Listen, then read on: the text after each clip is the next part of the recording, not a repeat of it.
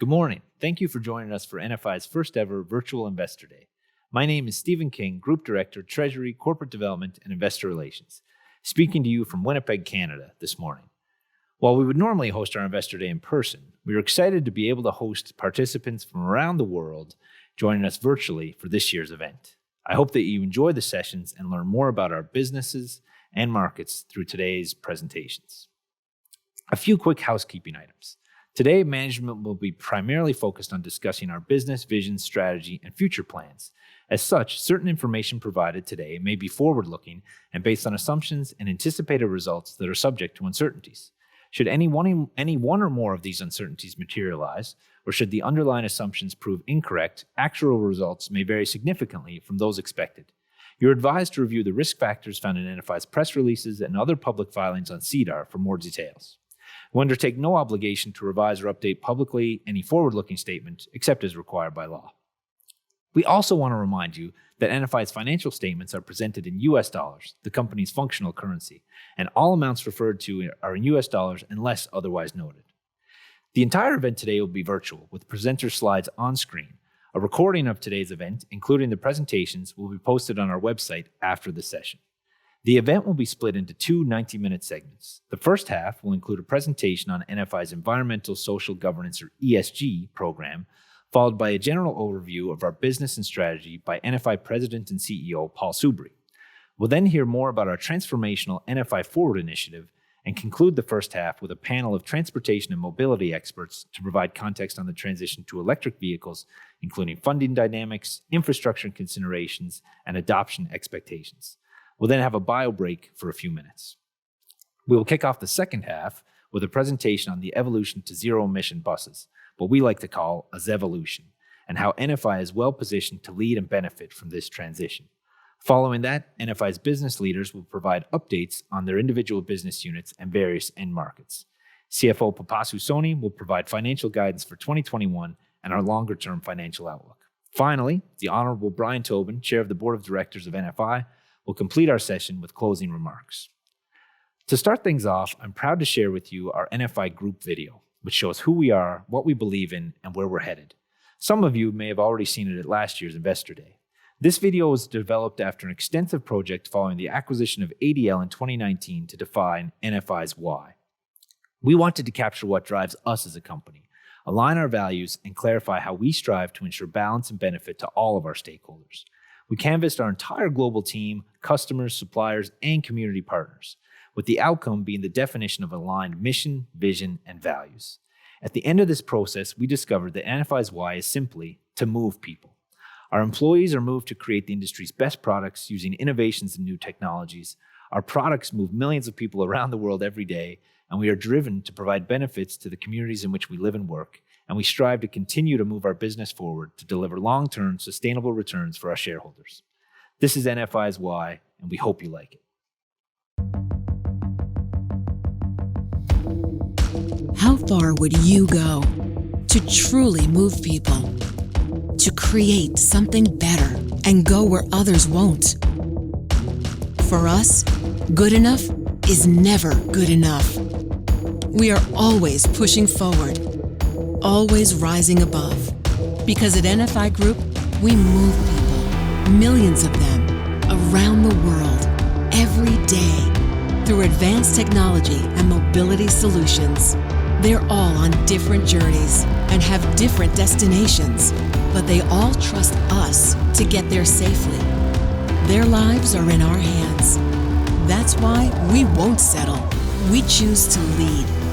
We're proud of what we do, what we build, what we deliver. We've been pioneers from the beginning, and we'll never stop driving to improve ourselves and our products. The road is hard. It demands the best out of every one of us, and we're not afraid of what lies ahead. We've been leading the way for nearly 100 years, but it's not about how far we've come. It's about how far we're willing to go to move people.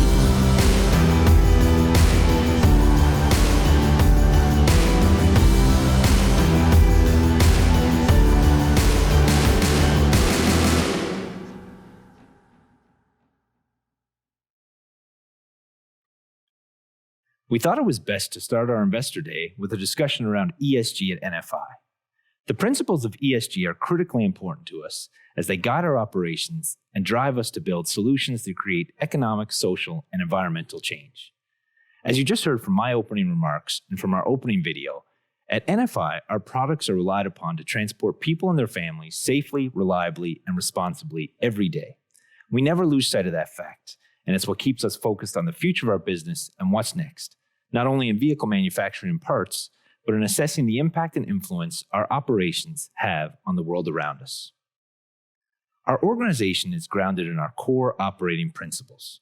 The principles you see on the screen were developed by our people across the group and are critical to our operations. We share these consistently at all of our business units to ensure everyone is working from the same playbook.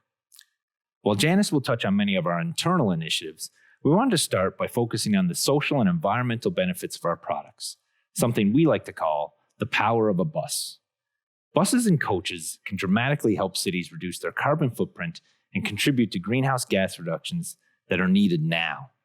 Buses take millions of cars off the road every year, as a single-deck bus can take up to 40 cars off the road, and a double-deck bus can take up to 70 cars off the road. Buses are also fast to market. Compared to some other forms of public transit, buses are cost and time efficient. For anyone that lives in a city where a major LRT or subway project is happening, you'll know that the completion of these projects can take years and cost billions, while buses can be rolled out in 1 to 2 years at much lower costs. This is not a knock on the other forms of transit, as together LRTs, subways, buses, and commuter rail all form the critical transit mobility ecosystem. It's just a testament to the impact buses can have on a community in a short time frame. As I mentioned, buses have a significant impact on emission reduction, and you'll hear a lot about this topic today as we discuss the transition to zero-emission buses. While great strides have been made in lowering buses' emissions over the past 15 years, the step to ZEBs will be massive. Each zero-emission bus on the road will eliminate 3.3 million pounds of CO2 over their 12-year life. That's the equivalent to removing the emissions of 28 cars annually from our streets. In addition to their environmental benefits, buses are also economic enablers and spinal cords of major cities. Our products connect communities and provide transportation for people going to work, school, travel, or visiting friends and family. Buses are especially important to members of our community with mobility challenges, as they can often represent their primary method of transportation. As the stats on the screen show, investments in transit create jobs, drive economies, create safer roads, and improve communities. It's the power of buses and coaches that pushes NFI Group to engineer progressive solutions that serve our communities and make our cities healthier, cleaner, while safeguarding precious natural resources. You'll hear much more about these initiatives throughout today's presentations. I'll now pass it over to Janice Harper, who will talk about our internal ESG programs. Good morning, everyone. Happy to join you this morning. Integral to our ESG framework is a deeply experienced board and management team committed to conducting all business activities with the highest standard of fairness, honesty, and integrity. All of this forms part of our robust governance framework, complying with all legal and regulatory requirements with respect to employees, suppliers, competitors, government, and the public. A robust policy, risk, and governance framework is key. We focus on emerging and best practice considerations, and we are especially proud of the diversity within our board. With respect to our board makeup, we have a diverse global board with 4 Canadians, 4 Americans, comprised of 1 from the UK, 1 from Brazil. 33% of our board is comprised of women, and next we're striving for BIPOC diversity as we move forward. Essential to our solid ESG approach is people, diversity, and empowerment.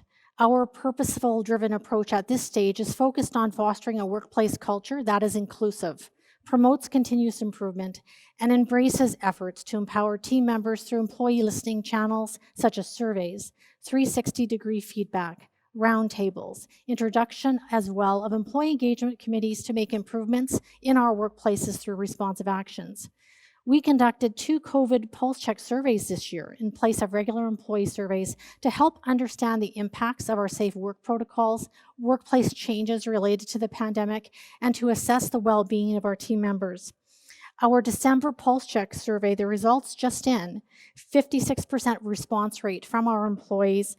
90% of our employees feel that NFI is a great organization to work for. 75% of our employees rated their well-being as good or very good through this time. That's very encouraging for us going through a very challenging year. NFI also measures our diversity to ensure representations is tracking in a positive direction. We're adjusting focus where required, and we're implementing actions to be more effective and to inclusively manage a diverse workforce. Some of this work this year includes strong partnerships with COMTO. For many of you who don't know, that's the Conference of Minority Transportation Officials, and Latinos in Transit. We were involved this year, numbers of our teams, in the launch of COMTO's newest chapter in Canada this year, with more than 50 supporting members now. We're really proud of that.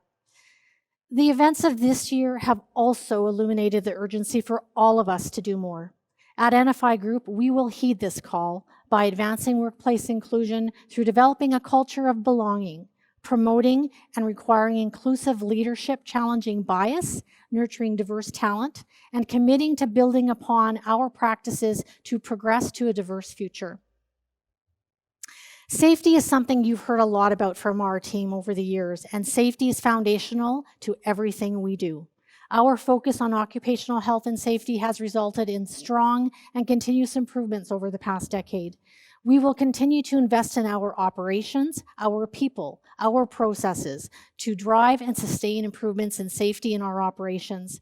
We have dedicated commitment to safety and health improvements that is essential to the creation of a safe and healthy working environment for our people and our operations.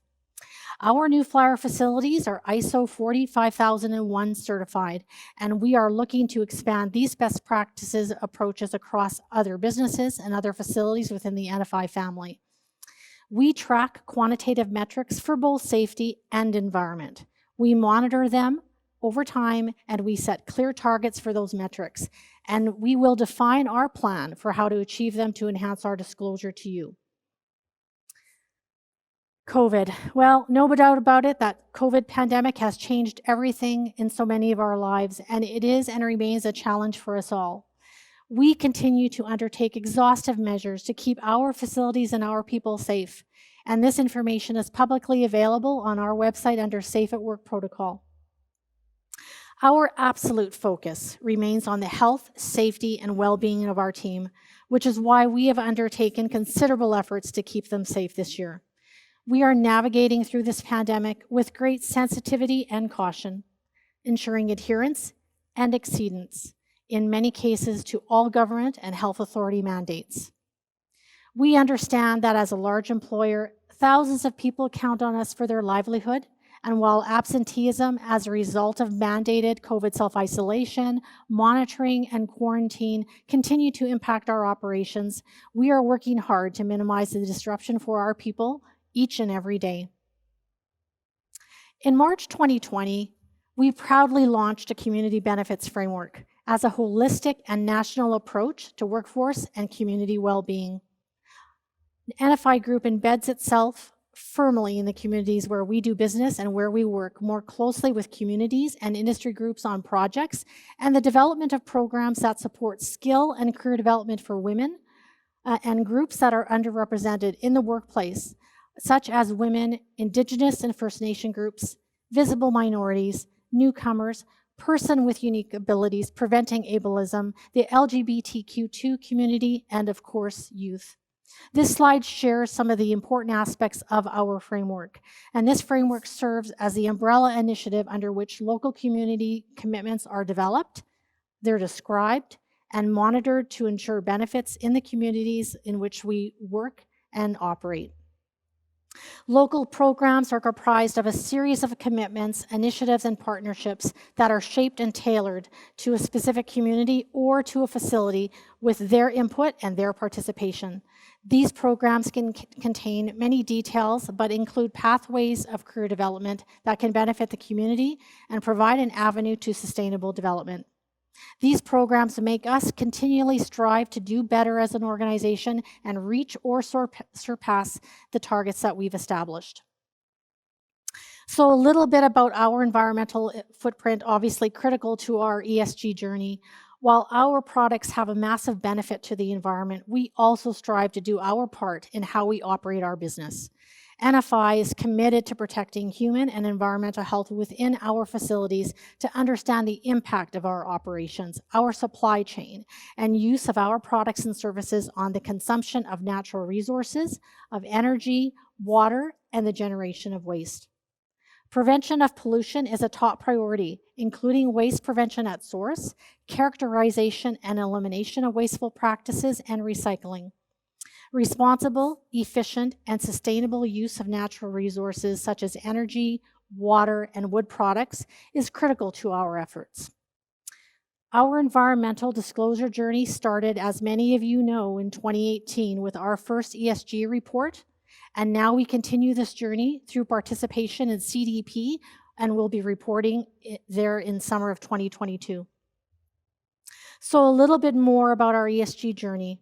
We issued our inaugural ESG report in May 2019 to tell the story of our operations, our people, our communities, and our stakeholders. As we got started, we focused on implementing reporting practices that disclosed our approach and efforts to manage climate, supply, and our workforce to help us illuminate the company's impact on a broad range of stakeholders with attention to the environment and society. We issued our second ESG report in May of this year and continue to build upon our disclosure regarding oversight of our workforce, our environmental footprint, and our business governance practices to ensure all readers develop a thorough understanding of our values and priorities. Our ESG disclosure objectives involve assessing ourselves to establish frameworks such as CDP and pairing with quantitative metrics that the company investors can monitor over time. We believe these efforts are critical to helping us meet and advance the societal focus on sustainability, to empower our people, and to protect the environment and preserve natural resources while operating a business that we can all be proud of. So, where do we go next? Well, we have a busy year ahead of us.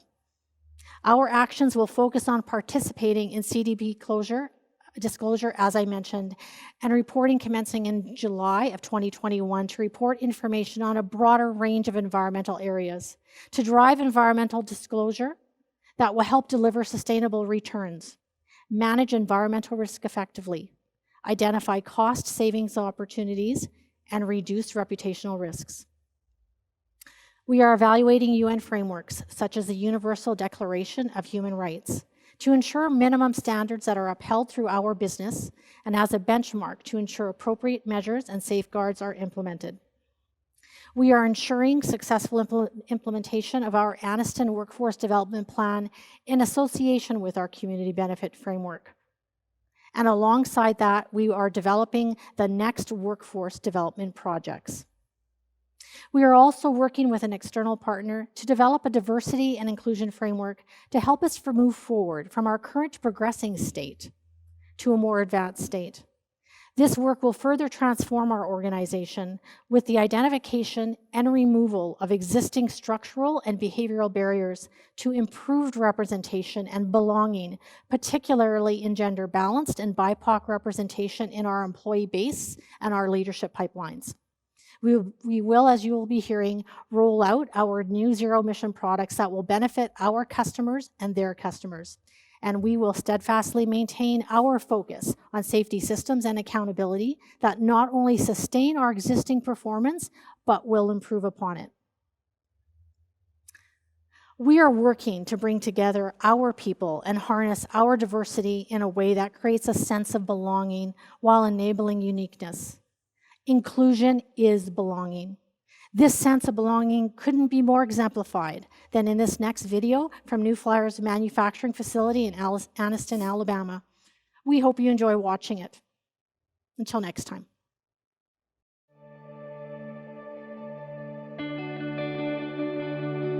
Before coming to New Flyer, I was in the banking and the credit union world. I started as a material handler in the warehouse. When that first started out, it bit me. It was just, I didn't want to go home. I wanted to stay. Said I got the job, and I just remember letting out the loudest scream telling him that I got the job. I got the job in HR. Left a full-time job to come to New Flyer to start as a temp. He asked me, are you sure? Are you sure you want to do this? I'm a family person, and I was missing a lot, with my sons. I had to do it. I had to take that chance. My parents, they grew up pretty poor, and they're Mexican immigrants. I grew up seeing that, how early they had to get up, come to work, how late they would get home, and it was rough. But it also pushed me to want to do and move up and want to learn other things to make a better living for the family. I tell Miss Bobby all the time, she's like my second mom. Gosh, you're going to do this to me again. I had several people that, after weeks start calling me, hey, that's my big brother right there. And these people, they're still family to me now. This is my second home right here. If I had to tell someone about Anniston New Flyer, I will let them know that this is such a great place to come out to work. It makes me feel good that there's a chance for people to have these kind of jobs. You're not just doing a job, you're doing a job and a service, providing service for a community where these are going. Heart. We put our heart and soul into building that bus. They really showed how much love that they had for me. My dad just passed away on the 15th. I come in today, they're giving me cards and hugs and stuff. So it's just like, when I say a family situation, it really is. Like, I'm coming in the door and just felt the love, so it's like I love them. No matter where you come from or where you're going, you belong at New Flyer Anniston.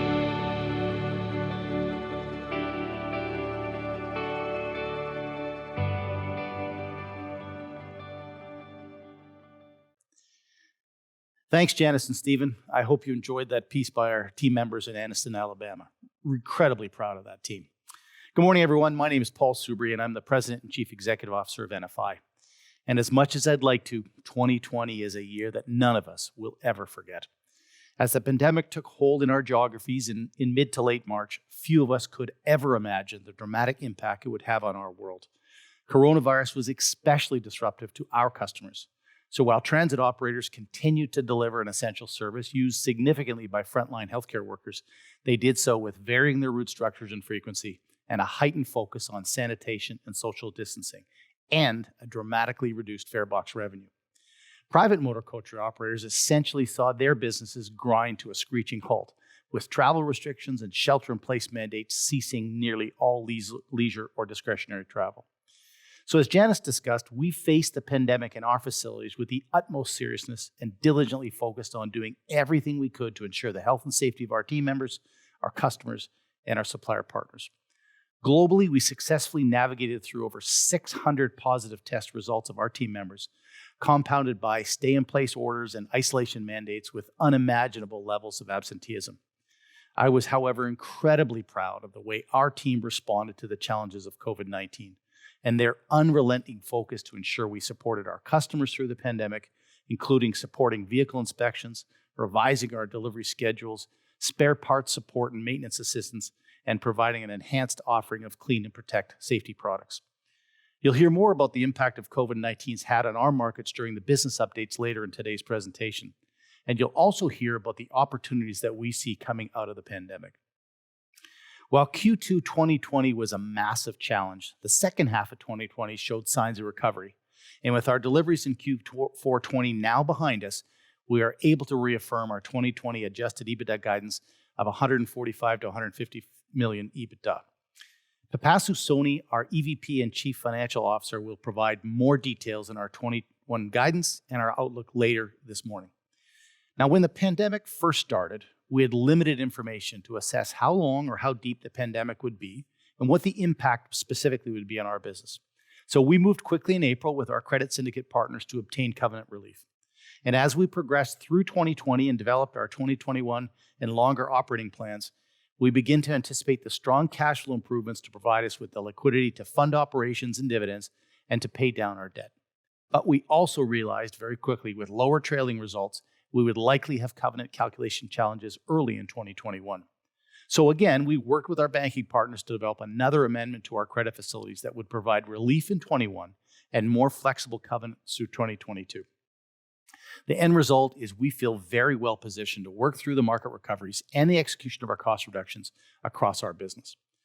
While it was important to start today's discussion with some color on the impact of COVID pandemic, I think it's important to provide some context on NFI's history and where we're headed next. I've been lucky enough to be the president and CEO of NFI since joining the company in 2009. And during that time, we've been on an amazing journey, executing first on a strategy of product growth, diversification, vertical integration, and geographic expansion. From 2010 to 2014, we implemented OPEX, or lean operational methodologies, across New Flyer, and we proceeded to consolidate the North American transit industry through the acquisitions of NABI and the Orion Parts business. Plus, we enhanced our vertical integration through the addition of part fabrication capability and the acquisition of our suppliers, namely TCB. The second chapter, from 2015 to 2019, we focused on diversifying our product portfolio through the acquisition of North America's largest motor coach OEM, MCI, the leader in low-floor cutaway shuttle buses, ARBOC, and our main fiberglass parts providers. In 2018, we also opened KMG, a part manufacturing facility to adapt to the increased FTA Buy America content requirements, a significant step in our ongoing parts fabrication strategy to eventually manufacture parts for all of our products.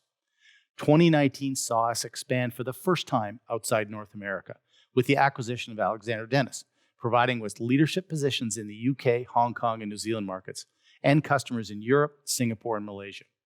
Since 2012, we've invested US $1.1 billion in acquisitions, US $230 million in capital expenditures, and we returned more than 370 million Canadian to shareholders through dividends and share buybacks. Now, earlier this morning, Stephen mentioned the framework that guides our vision, our mission, and our values. We have a number of elements of the strategic framework that are non-negotiable. We want a diverse and inclusive culture that are being an excellent or great place to work. We want employees to learn, develop, and grow at NFI, but we also need them to never lose sight of the fact that our customers and their customers rely on our products to transport people safely every day. We're committed to lean manufacturing and operational excellence, and for anyone who's ever been to our facilities, you've seen this commitment firsthand. And so while we've made great progress in driving operational excellence across our company, it's a never-ending journey, and we will continue to focus on the continuous improvement and leveraging our shared best practices across all of our facilities. We've continued to invest in world-class IT systems, and we differentiate our business through a laser focus on customer service. It's important to note that our critical component of our strategy and what provides us with competitive advantages is that we're not just a bus manufacturer. We're a solutions provider. We have the largest vehicle production capacity in North America and the UK, the broadest propulsion offering. We also have the largest bus and coast aftermarket parts distribution network, plus an unmatched service and warranty offering that ensures our customers can rely on NFI to support them no matter where they're located. And as we look to the evolution of zero-emission buses, we found that a major hurdle was the evaluation and installation of charging infrastructure. So in order to help our customers navigate through this world, we launched our own infrastructure solutions business, which has been an incredible success. With an increased focus on EV vehicle performance, we've also seen increased usage of telematics for bus monitoring, real-time over-the-wire or over-the-air software updates, and vehicle diagnostics.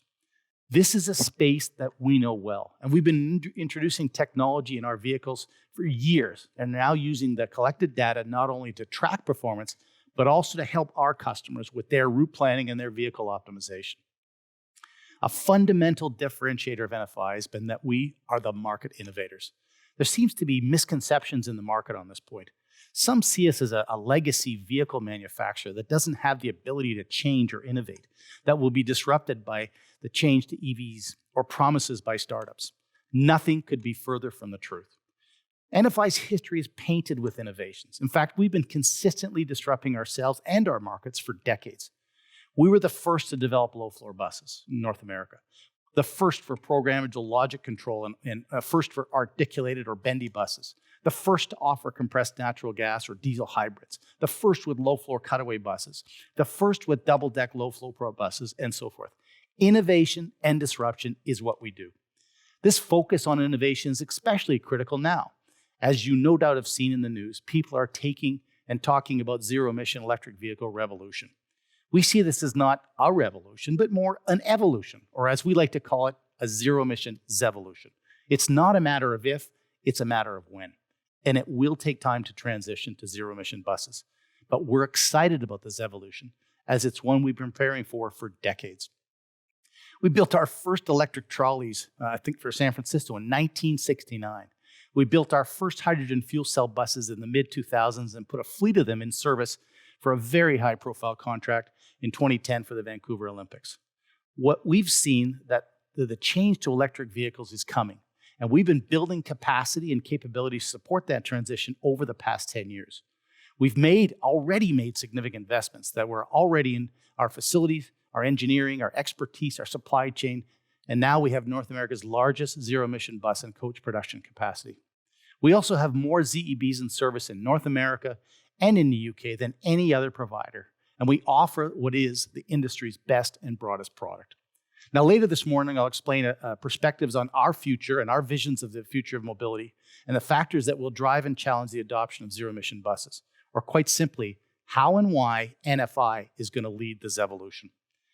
I hope our session today leaves you with a much greater understanding of our electric vehicle strategy, the work we've done to prepare for the long-term transition, and a strong potential growth we see from the electrification of bus and motor coach fleets.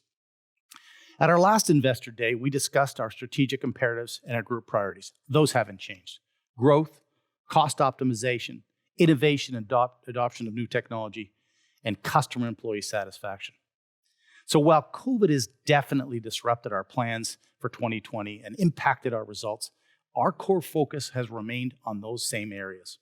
With respect to growth, we've no doubt that the bus and motor coach markets will recover. Look, they're the spinal cord of every city around the world. And as Stephen just outlined, they're also economic enablers. The government response to the pandemic may accelerate trends to zero-emission buses, and it could also stimulate additional short-term vehicle demand. We've seen numerous positives of late as it relates to government support. In the US, there was a busy end to 2020 with the announcements of additional COVID financial relief aimed at supporting public transit agencies. And for the first time, we just saw announcements to support motor coach operators.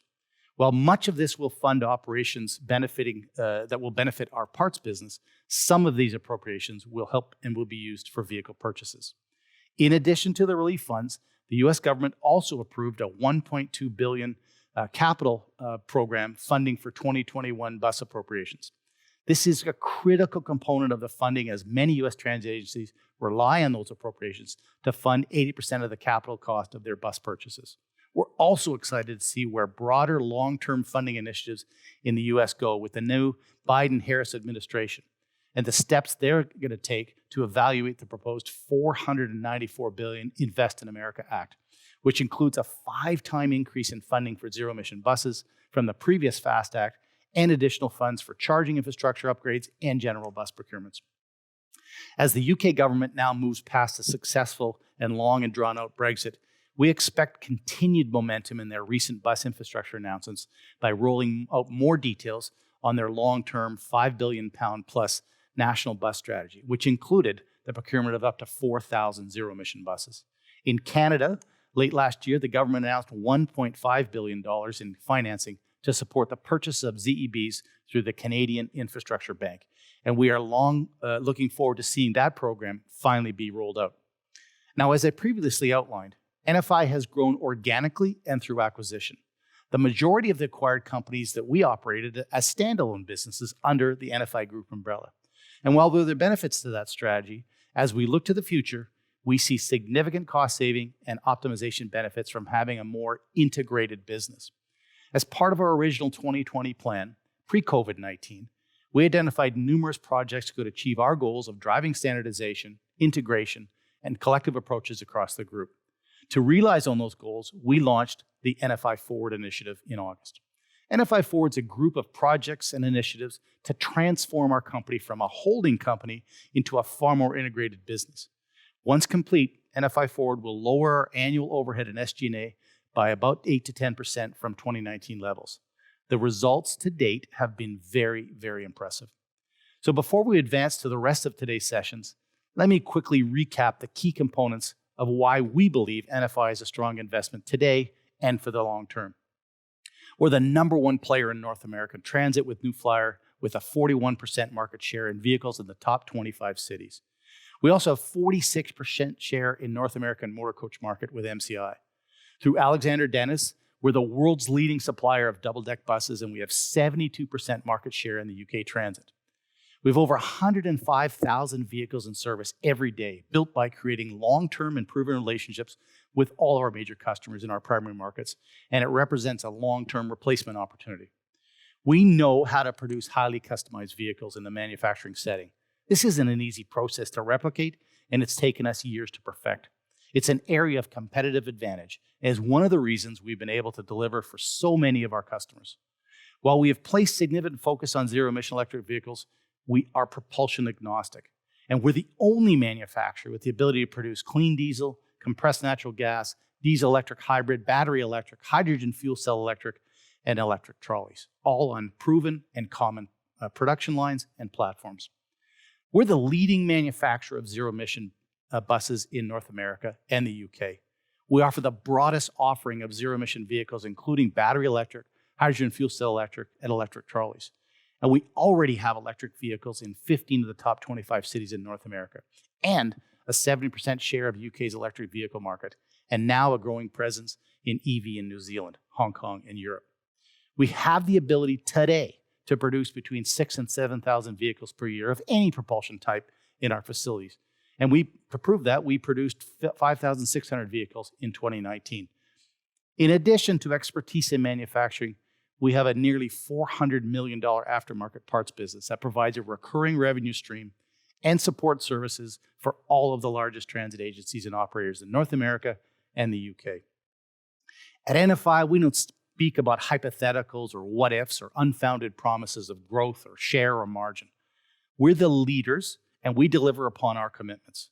We've been innovating for decades, and we're excited about our position and what comes next. We look forward today to provide you with more insights and details on the projects, the initiatives, the product launches that will propel NFI's growth and profitability over the long term. As I've always said, we are proud of our history, but even more now, we're excited about our future. So now I'm pleased to turn the mic over to Ian Smart to walk you through our NFI Forward Optimization Initiative. A dedicated team of senior leaders and subject matter experts led by Ian, who was the previous president of MCI and the EVP of New Flyer Parts, now our EVP of Business Transformation. And with that team, they will implement and execute NFI Forward in the next 24 months. Earlier in his career, Ian managed the business transformation team as part of the significant and successful privatization of a major U.S. air force logistics center. Therefore, Ian is perfectly suited to lead this effort. Over to you, Ian. Thanks for the introduction, Paul. I'm really excited to be the leader of the NFI Forward initiative. You'll recall we introduced this back in the August timeframe as part of our release then. The commitments we made at that time were to save about $65 million or generate $65 million of additional EBITDA by the 2023 timeframe and generate about $10 million of annual cash flow.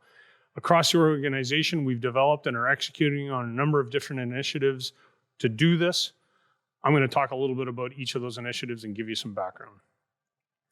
So the first initiative that we're pursuing is to centralize and standardize the way we do things across the business. Today in our business, we have a number of functional activities, finance, HR, legal, where each business unit operates using their own processes and their own staff to accomplish these activities. We're moving forward into an environment where those activities and those services will be provided from central organizations using common processes, common data sets, and common software. We're well on our way with this. Our finance function has done a great job of centralizing a number of these functions. Our HR is moving to a shared services organization, and there are a number of other activities that we're in the process of pursuing. The second opportunity is the combination of the New Flyer and MCI businesses, as well as two of the fabrication businesses that we operate today. Historically, each one of these businesses operated with their own leadership team, their own processes, their own software, and manage themselves individually. Going forward, we're combining these four businesses into a single organization with a single executive team providing oversight over them, common functionality and common processes across the individual business. We're well on our way with this initiative as well. The management teams have been combined. A number of synergies have been harvested out of the business, and going forward, we're well down the path to harmonizing individual processes and the software that the businesses operate using. The next opportunity is the combination of NFI Parts and the ADL Parts organization, or ADI organization, in North America. Historically, the NFI Parts and the ADI Parts have operated completely separate in North America, different warehouses, different systems, different sales forces. Today, we're in the process of bringing those together into a single organization, taking our organization from 22 parts stocking locations to well below that, and rationalizing the overhead and the SG&A to support it. Our progress to date is we've rationalized down from 22 to 13 sites, and we've got line of sight on a number of other opportunities. The organizations, as of the end of 2020, are operating on a single system. So if you want to buy parts for any one of these logos that you see on our screen, you call the NFI Parts organization. The next opportunity is to rationalize the manufacturing footprint in our United Kingdom, or the ADL organization. In that environment, Falkirk and Scarborough have manufactured both chassis for vehicles as well as the finished vehicles, and the Guildford site has historically manufactured only chassis. As a consequence of the COVID downturn, we've taken the opportunity to stop manufacturing chassis in the Guildford site and absorb that workload into Falkirk and Scarborough. Going forward, when the COVID volumes come back, we expect to use our contract manufacturers to adjust our capacity to support those volumes. In the North American opportunity, we see a number of different manufacturing sites that have historically been aligned by individual business unit. We're now taking the opportunity to look at each one of those sites across the different business boundaries to see if there is an opportunity for efficiency improvement, footprint reduction, or efficiencies across different types of manufacturing. We're in the process of executing on two opportunities right now. One where we're bringing two fiberglass manufacturing facilities together, and a second where we're insourcing more materials into our KMG site in Louisville. We've got two other projects that are in the final approval process that we expect to begin to execute on in the early part of 2021. And then finally, in the sourcing savings, we have a huge opportunity to source across the business, looking across the individual products and businesses. In 2019, we spent almost $2 billion on the cost of goods sold that go into manufacturing those vehicles. In 2020, because of the COVID impact, that number dropped to about $1.5 billion. But when you look at our business, about 70% of the cost of our vehicles is the material that we put into them. Historically, each business has sourced individually, designed the vehicles individually. Going forward, we've got a sourcing team that looks across all the different businesses. That team is equipped with engineering teams to look at the different designs, look at the different parts that are required on all the different vehicles, and optimize that across the business. We also have an opportunity in that the EV volume is growing. In 2019, about 5% of our production volume was electric vehicles. In a 2020 COVID-impacted environment, that number grew to almost 9%. And by 2023, we think that number will be somewhere between 25 and 30% of our volume. So the opportunity today to optimize those electric vehicles, to find the right suppliers, to pay the right price for the components in those vehicles is very, very significant for us. And so our teams are very, very focused, in particular, on making sure that we've got the right parts and vendors to support our EVs going forward.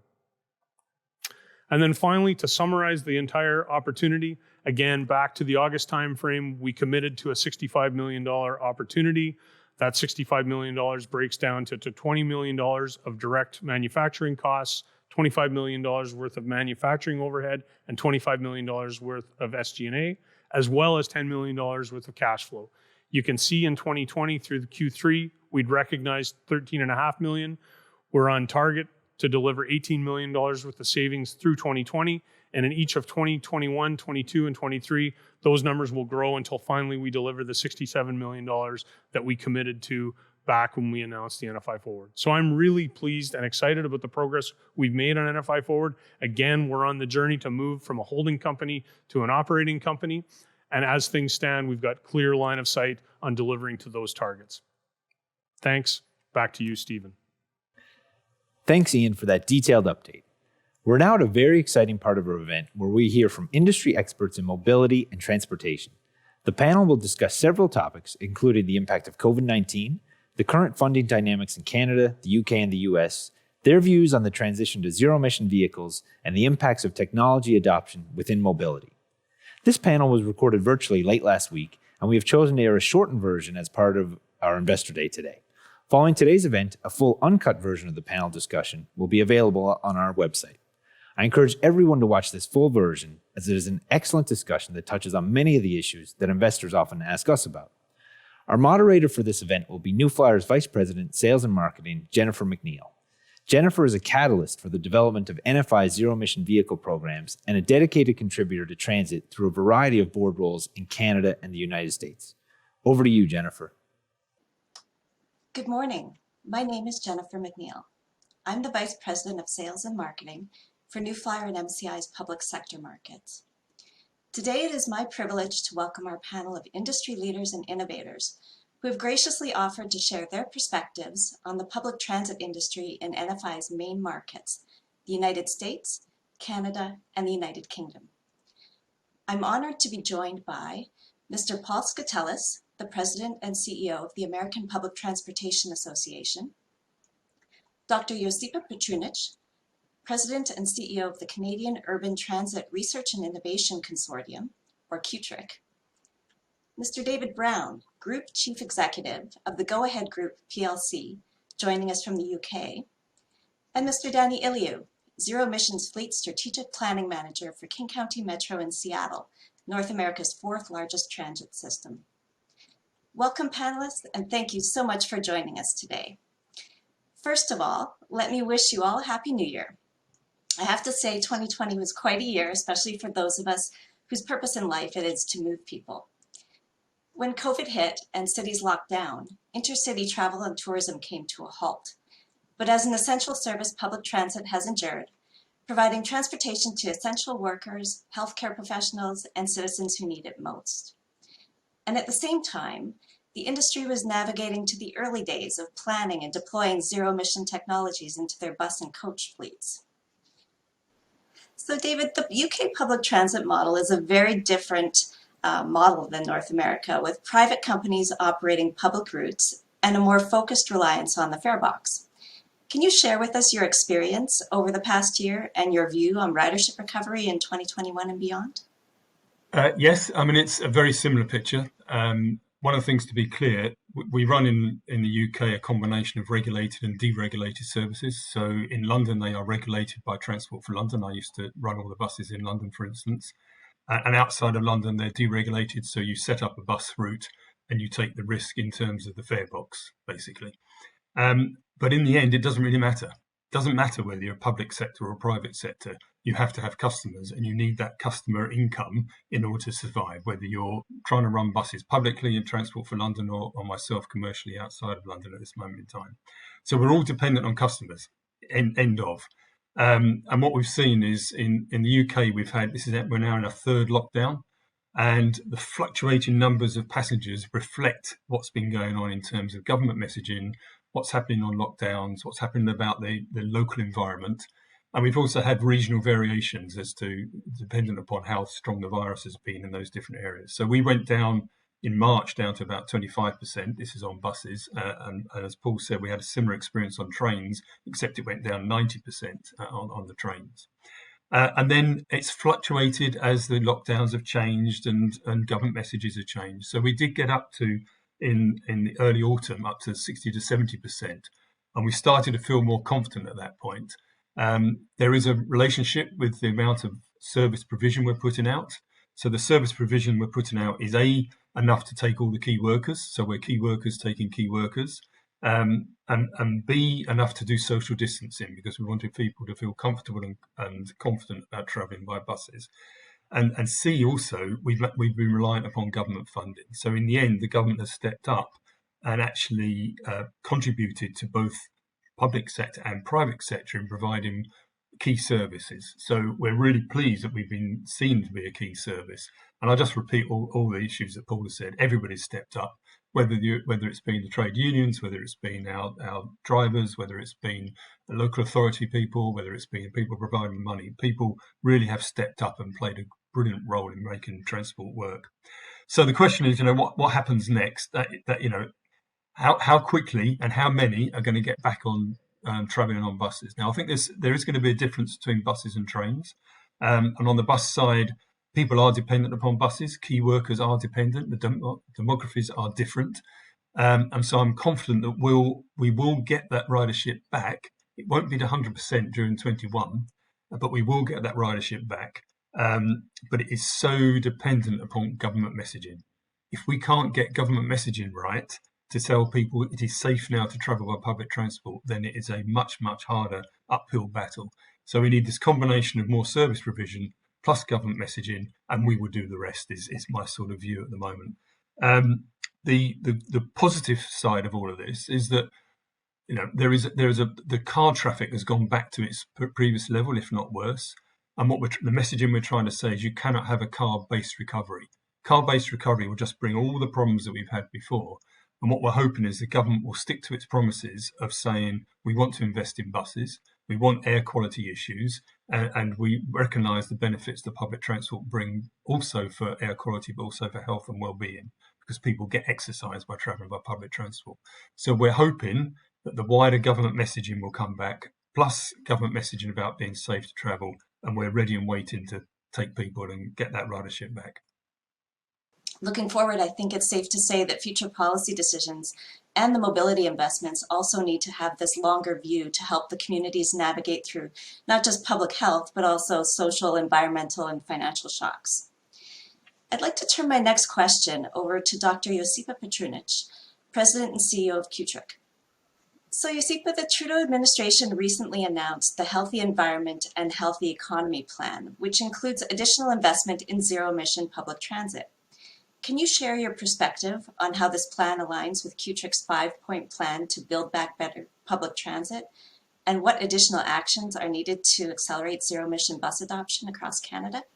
Yeah, absolutely. It's a loaded question, but there's a lot of answers there. And I'm sure that David, Paul, and Danny have a lot to add to that query as well. I mean, in general, to build on what David noted and Danny and Paul, the federal government in Canada has most certainly given the right signals to transit agencies in the last 12 months during the pandemic, handing over a lot of money to municipalities so transit agencies could continue thinking about zero emissions transit, new technologies like automated and smart vehicles, without having to worry about how they're going to pay for their systems and their regular operations. Now, that's not to say there's not a concern, but there has been a lot of money and a lot of signaling from the Canadian federal government that general operations will stay stable.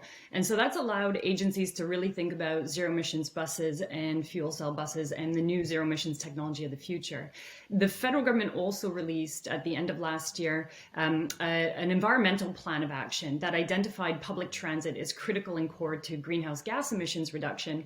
But even more importantly, for the first time ever, it identified transit as a place where there could be a hotbed of technology innovation. So it was a place where jobs could be created in Canada in greenhouse gas emissions reduction technologies, and transit could be at the forefront of that. So those are all the right signals. Now, having said that, government plans really have no meaning or weight unless there's cash behind it. And heading into the next few months, as we head into what is Canada's budget cycle, we're going to find out how many billions of dollars are going to be pumped into this sector. And certainly we've been advocating for several billions of dollars towards zero emissions transit electrification. So, thinking about that, we have a 5-point plan out there, and we've said to the federal government, look, it's pretty basic. After these years of experimentation, we know that you have to pump some money into very specific areas. One is feasibility planning. You could put all the cash on the table that you want, and lots of transit agencies don't know what to buy.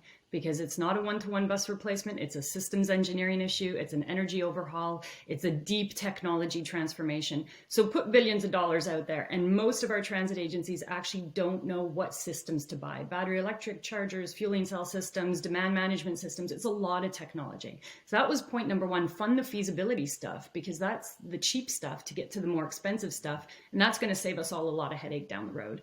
And then the next points that we raised with the federal government was basically you have to set some targets. So it's not enough to say, let's all go green and hope that we're green by 2025. You have to say, here's a bunch of money and here's a target. And you have to show us a plan of how you're going to achieve this target, and then we'll hand over the money. So you have to associate the money with the targets. And if there's no money and there's no target, there's no action, and there's just failure on day one. So we believe it can be successful, but there has to be the targets. And that's feasible these days. And the last items that we raised with the federal government was you also have to recognize that all these innovation funding programs we have out there have historically been tied to automotive, aerospace, not transit. So open up your R&D funding programs and allow transit as a technology hotbed, the manufacturers, the integrators, the transit agencies, to apply to all this R&D funding, this research and development funding meant to build out intellectual property. Allow us to go in and apply for that stuff as though public transit is any other industry player. And that will allow us to meet those targets using Canadian technology, achieving GHG plans, using the money that you're going to put hopefully on the table most effectively. And within that, you're going to get a whole bunch of zero emissions technology. So that's essentially a 5-point plan that we put out there. And all of the strategies that the federal government has released in the last 6 months, 8 months during COVID has indicated that they're walking along the pathway that we have tried to clear for them. So those are all good signals, but time will tell in the next few months. Now, having said that, to the second point of your question, Jennifer, about what is needed to go to zero emissions buses, there was a time back in March last year when there was a little bit of talk in the transit world of a return to diesel. Everybody was worried about the loss of revenue and fare and ridership, and should we go back to cheap diesel, and how are we going to get to all this expensive zero emissions technology? Happy to say that that has disappeared. I think, Danny, probably you'd agree that was like a momentary brief, an existential crisis, but that has disappeared, and I don't see any city in Canada or the United States that has a climate action plan reversing course. If anything, there's mostly cities and mayors and councillors and transit agencies saying, okay, maybe we modify the timeline, but nobody's going backward and saying no to transit electrification. But having said that, they are facing the ongoing issues, and the ongoing issues are systems overhaul, the systems engineering issue, the fact that you can't get away with a one-to-one bus replacement. Very few communities will. So that systems overhaul is a big problem. Got to hire some new people, got to do a lot of feasibility planning. It's a lot more complicated than everybody had hoped for. And then the last thing that everybody's facing is now we have the standards for high-powered charging and low-powered charging, but standards on a piece of paper are very different from interoperability in real life. And now we have the demonstrations showing us that we've got the standard, we have the SAE standard, but even if we follow it to a T, getting these buses and chargers and fueling systems out on the road functioning is going to take a couple more years of hard work, lessons learned, lost leadership, and all of the headache that comes with adopting new technology that hopefully, and we all know, will one day save our lives. So that's essentially where we are. Good news from the federal government, good indications from the cities, good signals from our public policy leaders, but now the technology hard work is ahead of us. So David, the UK government has also recently announced significant short-term support for private operators to adopt zero-emission buses. How effective do you feel Prime Minister Johnson's green funding scheme will be? And what's your view on zero-emission bus adoption rates across the UK? There's a lot in that question as well. A lot of the proposals were this time last year, and it seems an awful long time ago now, that I put some bids in for zero-emission buses. I completely agree with Josipa that people aren't going to go back. There's only one way, and it's going to ZEBs into the future. It's not going backwards towards diesel. That's just not on the agenda. We are confident that the money that was being allocated this time last year is still going to be there. That was £5 billion for bus strategies, 120 million for ZEBs, zero emission buses, and then electric city. So literally yesterday, we had an announcement of electric city funding, which is one of the cities I operate in, which is Oxford, and then another one is Coventry, which we have to bid for. And this is now where it becomes the crunch time, because the rules of the game that were there last year can't apply anymore. And I've been saying this to the government. I was up for it last year. There are different circumstances, and you need to tell me how this funding is going to work. So where I am in my mind is splitting between the capex costs and the opex costs. So no government likes to provide operational cost, but they're really happy to provide capex cost. So I'm trying to get into a position where it is the capex cost that the government funds, and there are means and mechanisms which we're trying to encourage them to think about doing this. So it doesn't have to. It could be done on a leasing basis. You could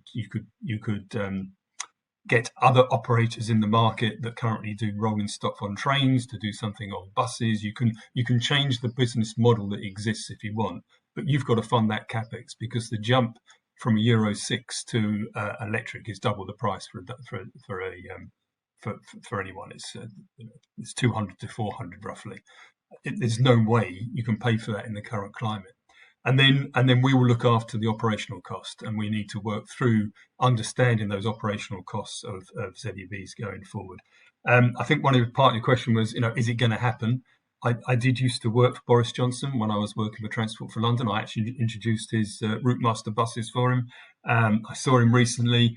I think one of the second things he said to me was 4,000 buses, David. It's still 4,000 buses. So he is, he's got that in his head. It's going to be 4,000 ZEBs, and my job is to work with government officials to try and find a way of delivering that. And I think it will happen, yes. I think so too, but I do think that flexibility is going to be really key. Now, in the United States, the U.S. federal government funds a large percentage of public transit capital and operating expenses, with each surface transportation bill having nuances that reflect the priorities of the current administration. So, Paul, the Biden-Harris transition team has a stated goal of providing every American city with 100,000 or more residents with high-quality, zero-emissions public transportation options through flexible federal investments. Can you tell us a little bit about your initial conversations with the transition team and what we can expect to see over the next year? Sure, Jennifer. It's interesting, and I'm afraid we've been in the news much too much here in the last couple of days about what's happening with presidential elections and such in the U.S. But we will have a new president in Joe Biden. He takes office on the 20th of January. But we also have a new Congress, since Congress concluded its last session at the end of December. So we have a totally new Congress with many new members. And we have, given the elections that just occurred in Georgia, we will have 2 new U.S. senators, both Democrats. So it really sets up a very interesting set of dynamics politically for us. We are very enthused about the outlook. Joe Biden has often gone by the nickname of Amtrak Joe. I don't know if that means much to everyone, but in the States, Amtrak is our intercity rail. And in the States, the best we can do for high-speed rail at the moment until we get a new line built or 2. But he very much has embraced and does embrace public transport and rail. So we are looking for an administration that will have public transport investment as the centerpiece of its infrastructure plan. We have met with the Biden review transition team twice now. In fact, we were the first organization to meet with them. We're greatly encouraged with the dialogue that we have. First of all, Phil Washington is chairing that group. Phil is the CEO of LA Metro. There are a number of participants on that review panel that are active at APTA, so they understand our issues extraordinarily well. We have let them know that our biggest priority here in terms of the dynamics of it all is to come out early with an infrastructure plan and to make this, because we believe this is a once-in-a-generational opportunity, to make this a very bold set of proposals around public transport. And we've gotten very positive signals about that. Specifically, we have shared with them the details of our priority recommendations that as an association we've been working on now for 2 years. It's a very detailed set of proposals, but they also include very targeted investment in buses. And that's where I think that we're going to get quite a bit of support. So we're looking for dramatic increases in bus investment and likewise complementary significant increases in low and no emission bus fleets. So I think electrification is very much on the minds in the States of our elected officials. our communities, and certainly our transit operators, because they want to make sure they're meeting the needs of their communities. It's interesting to note, California is typically the bellwether in the states. They're usually a few years ahead of the rest of the country. They've got a 2040 mandate, of course, to go to fully electric. We'll see if that can be achieved.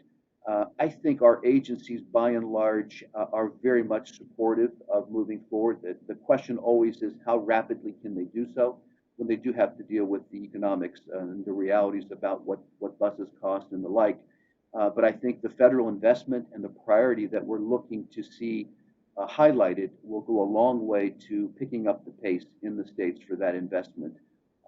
And as others have talked about here, clearly it's not just the acquisition cost of the vehicle itself, the rolling stock, which is significant, at least a couple times more, but the infrastructure to support it, the charging. And then from an operational standpoint, the reality that the operators have to face with the range limitations at the moment that exist, how quickly that can be solved and brought about to a more acceptable range.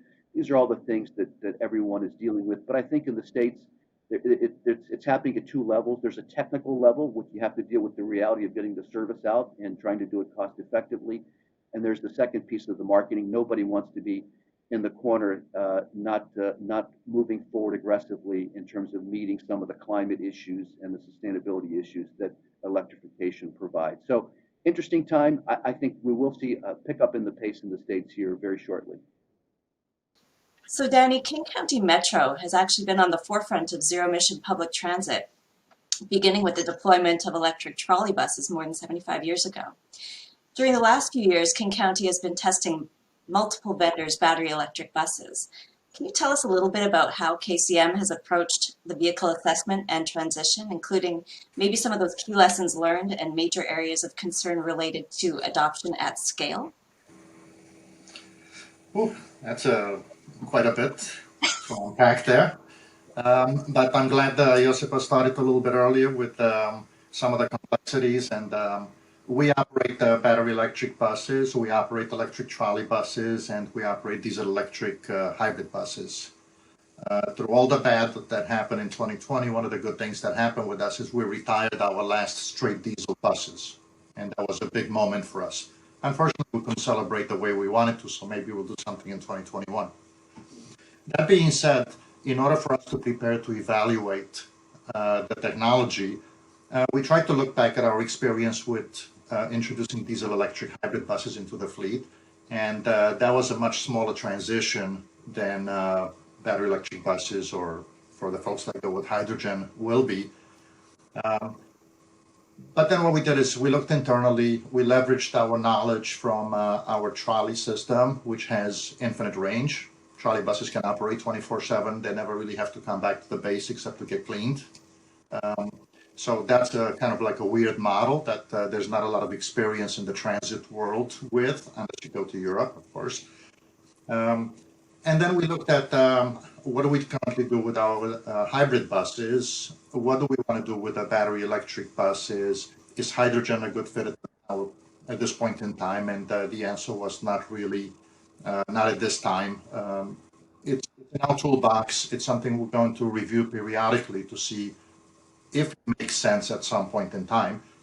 But currently, battery electric buses can meet about 70% of our range requirements with the current technology.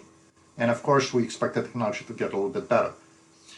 So again, when we found that number, that 70%, that's also tied into a mileage, 140 miles. We also have an hour, about 6 hours of service. So we started putting all these things together, calling them KPIs, key performance indicators. And then what we did is, most recently, we did an 18-month lease with New Flyer, which is one of our major providers. Our trolley fleet is with New Flyer trolley buses, and they've been operating very well for the last 5-6 years since we last refreshed the fleet. And two other manufacturers. And what we did is we took these KPIs, and we had also other areas of concern. But we did an 18-month lease. And we wanted to say, hey, can these buses do this 140-mile range? And what can we learn in the process of trying to operate them for this 18-month period? And we were pleasantly surprised that most of the equipment out there can get close to or exceed that range requirement in our service profile. That's going to change from city to city and from geographic area to geographic area. But what we also learned is the importance of a strong partnership, and New Flyer has been a very good partner to us throughout this lease. And it's very, very important because what happens after you buy the bus? What happens after you put the infrastructure in place? So you need to have a strong partnership with a company that has the resources, the will, and the ability to support the product, because we all know that every time we deploy new technology, there are going to be kinks and glitches for the first couple of years of fielding these new buses. So based on the outcome of these tests, based on these KPIs that we put together and which products were able to meet them, we decided that we're going to purchase 40 buses from New Flyer, 20 standard length 40-footers and 20 articulated or bendy buses for you, David, 60-foot buses, in order to go to the next level of scaling up. And yes, we are building currently infrastructure for those 40 buses, but we're also designing infrastructure for layover charging or en route charging, as Josipa called it earlier, because we understand that that's one of the critical components for battery electric buses. Is it gives you better flexibility, it eliminates some of the deadheading time, it allows you to keep the buses out on the road, and then if the base is away from the routes or from the terminals, it allows you to switch routes and switch operators without really having to bring the buses back to the base and recharging them again. So that's kind of like where we are right now with our battery electric buses and our program. So David, Go Ahead has been one of the early adopters and the leading zero-emission bus operator in London, and the UK for that matter. You currently have 200 zero-emission buses in your fleet and a further 70 on order. What are the key lessons Go Ahead has learned about range, charging strategy, driver performance, and maintenance? I'm going to be saying some of similar things, actually, because it all sounds a very familiar story. And we started in 2016 converting a whole depot at Waterloo into electric buses. And we were the first to do it. We were the early adopters, and we took all that heat of trying to work out how you were going to do it. I think some of the lessons we would learn, I can succinctly say them really. One, you take up depot space. You've got to think laterally about how you're going to put the infrastructure into a depot, and you've got to recognise that you, certainly in London, depots are all different sizes, shapes, and everything because they're fitting into the real estate that's there. And it gets more difficult, and you lose space. So if you lose space, you lose in income, is my view as a private operator. So you have to reconcile yourself with that, of how you're going to fit all the infrastructure into the depot. The second thing is actually, in terms of drivers, in terms of customers, it's all upside. Drivers love it. It takes very little for them to actually get used to driving electric buses. I did have one amusing story that came from with Boris Johnson in the very early days, and I said something quite almost flippantly, and I said, they're so quiet, we're going to have to put some artificial noise on them, which he thought was absolutely hilarious that I should do that. And I was sort of a little bit embarrassed that he was laughing. But actually, guess what's happening now? We're putting artificial noises onto electric buses so that people can actually hear them in the street. And that's what started now. So I think some of the lessons we learned would be the variability of the national grid. It affects the pricing of what you're putting in for your infrastructure. And public sector bodies can think differently about how you can equalise that out. But if you're bidding for work, don't bid without knowing how you're going to link up with your substation. That sounds a really simple, basic thing, but it's so true. If your substation's a long way away, you've underbid the price of bidding for electric vehicles. Dealing with drivers and customers is absolutely fine. The next really, really crucial bit is the warranty on the batteries. How long is that warranty going to be?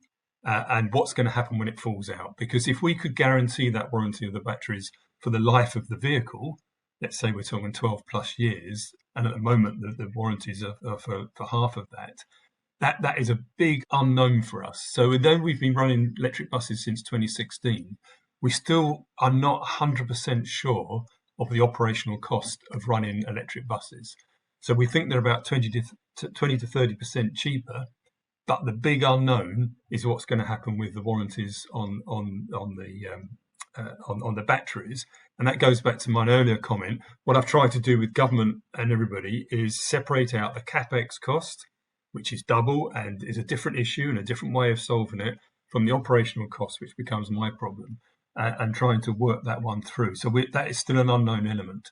But there are upsides. So we're also trying to think about ways in which we can allow other users to use our depots to charge up, because we've got this massive bit of kit sitting around in depots. We've got a place called Northumberland Park in North London, which will now become the largest depot in the world, I'm told. Don't quote me, but that's what I'm told. That actually will feed back power into the national grid at night from the batteries that have not been used during the course of the day. And then and also, so we're trying to see of other ways in which we can use the power. So we've started thinking about the real estate above the depot, so you can actually feed off the power and actually have the whole of the housing and residential housing above. One of the reasons, as I'm sure a lot of you know, it's very difficult for people to get planning permission near depots when they're diesel and you're starting up a diesel engine at 3 o'clock in the morning. If it's electric, it all changes the dynamic. So we're thinking laterally about how do we make these things work. We're just about to invest massive amount of money in East London and Silvertown to do this very thing. How do we capitalise on what we've now got as an asset for wider things? But one of the things it always goes back to, and you've all mentioned it, is about range. And whilst it's in the depot for us, that's fine. We get about 150 mile range. We would need about 200 to get to, I heard Danny say, to 70%. That's sort of where we need to be, 75% of all the routes to be able to be covered by it. Because then you get into the opportunity charging issue and the pantograph issue. And then you get into the visual effect of that, where you can put it, whose land it is, the time it takes, the dealing with the public authorities. When you're in control of your own depot, you can do whatever you like. When you're reliant on third parties, it just slows the whole thing down. So we are more keen for the technology to advance so that we can get better ranges than we are about trying to do opportunity charging along the line of route. It will have, and in the end, it will be a combination of all of those things. So I think that covers some of the lessons we've learned. We went on a very steep learning curve, and we took some commercial advantage from doing that. Unfortunately, people have now followed us and understood some of these things.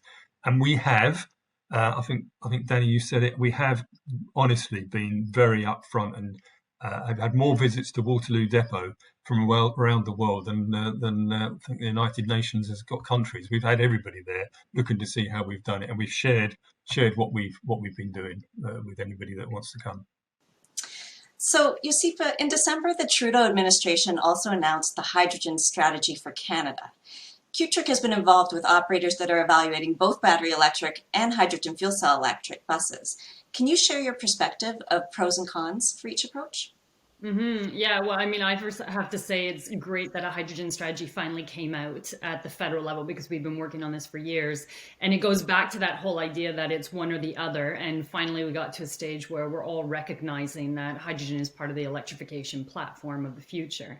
And, you know, in Canada, we have the, I guess, shameful reality right now that we have world-leading technology in hydrogen fuel cell stacks. We have North America's leader in hydrogen fuel cell bus manufacturing, New Flyer, and we have hydrogen supplies that are green hydrogen, and yet we have 0 hydrogen fuel cell buses on the road or even in the process of being procured outside of a project that we're leading with Mississauga right now with New Flyer's support. So it's that very bizarre scenario, and what I can say about it is it's taken the last few years to convince transit agencies to even allow us to model out physically the benefits of hydrogen fuel cell in tandem with and complementary to their battery electric buses. That thus deeply was the culture opposed to hydrogen for all sorts of historical reasons that no longer hold. Now where we are circa 2021 and 2020 certainly is a number of agencies, over half a dozen, that have now asked us to model out how will hydrogen fuel cell buses work in their communities? How far can they go? What's the fueling system? Can we get green, gray, or blue hydrogen? What's the GHG picture look like? So a definite culture shift for the new decade, and that is a good sign. The next 12 months ahead, though, we'll be really leveraging that federal strategy to get some cash into a demonstration project that gets 10 to 20 fuel cell buses out on the road, likely in the greater Toronto and Hamilton area, likely in Mississauga, very definitively with New Flyer buses as the only provider in Canada of these fuel cell buses, and being able to show and build out a green hydrogen supply chain with one of our partners, Enbridge. That has to happen. And one of the big challenges we had over the last 6 to 8 months was convincing our federal government that really the hydrogen strategy has to look at heavy duty powertrains, trucks and buses and coaches, that trying to convince tens of thousands of Canadians to buy hydrogen fuel cell cars is not the way of the hydrogen future. Maybe down the line, but you're trying to convince households to make very expensive purchases versus working with fleets that buy 10, 20, 30, 100 buses all at once that drive the industry forward in a stepwise function. So positive indications ahead, Mississauga leading the way, New Flyer leading on the manufacturing, Enbridge leading on the green hydrogen. Finally, circa 2021, Canada is coming back for a hydrogen homecoming, and I expect in the next 24 months we'll have those buses out on the road. It's been a bit of a trek, but now culturally the industry has shifted fundamentally. And I would say, Jennifer, to the issue of challenges ahead, people often ask us, well, physically speaking, like where should hydrogen buses go and where should battery electric buses go?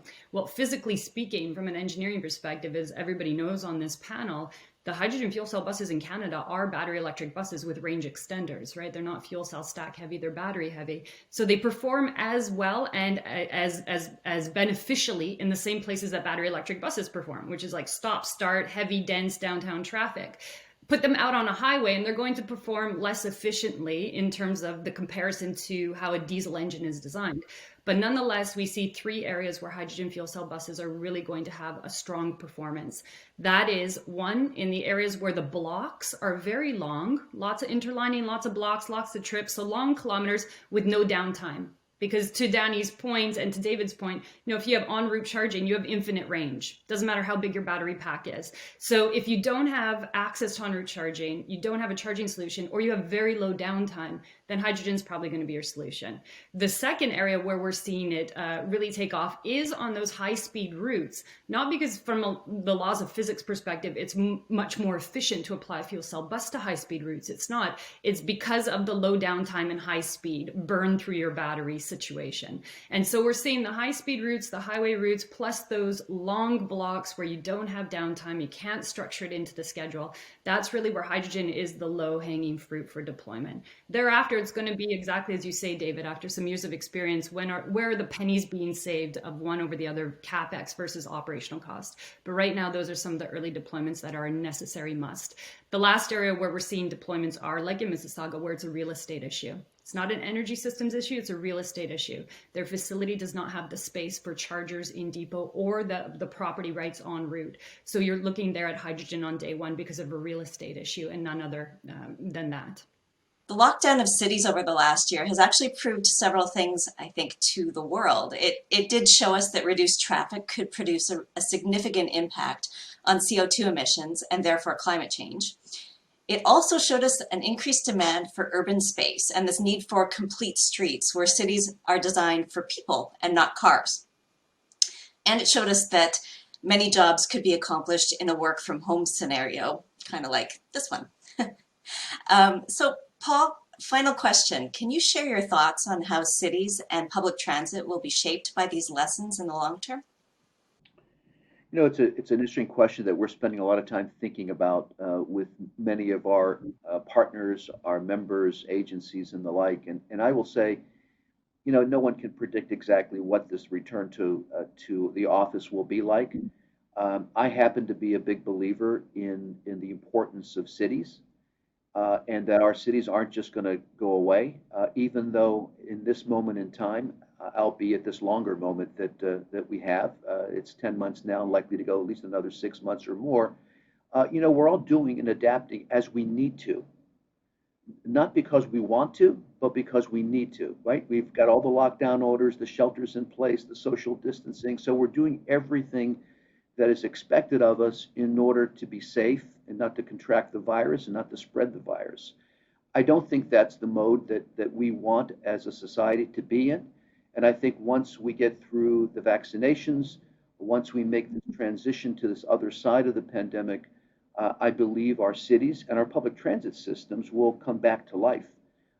We've got cities that are the engines of our jobs. They're the engines of culture, the amenities, the kind of lifestyle that I believe most of us really want. And I think that what we're going to see is, in all likelihood, some percentage of jobs that, yes, can be done at home may want to continue that way. But I believe that the great majority of people want to be out with others and interacting, sharing ideas, creating new thoughts. And I think that's where transit plays an incredibly important role to help our cities come back. And I think we have some dangers. I think David talked about this very early on in our session, and that is, what we saw with these lockdowns is people naturally being fearful of the virus, moving back to their private automobiles to get into our cities. That is a recipe for disaster. That's not what we can be doing in order to preserve the quality of life that we want, the cities that we expect to be vibrant. So public transit plays a critical role in that. As our economy comes back, as people begin to return to some degree of normalcy, public transit needs to be there. So there's a relationship there. The transit needs cities and viable, vibrant cities, and viable, vibrant cities need transit. So I think we're in a good place, but it's going to take, I think, a closer working relationship with our policymakers and our decision makers at the city level and the like to make sure that these decisions that are made are done looking at this broader picture. How does this relate to not only mobility? How does it relate to our economic development? But what about the goals that we've established and are aspiring to relative to climate change and sustainability and the like? So I think we've got to bring all those issues to the table.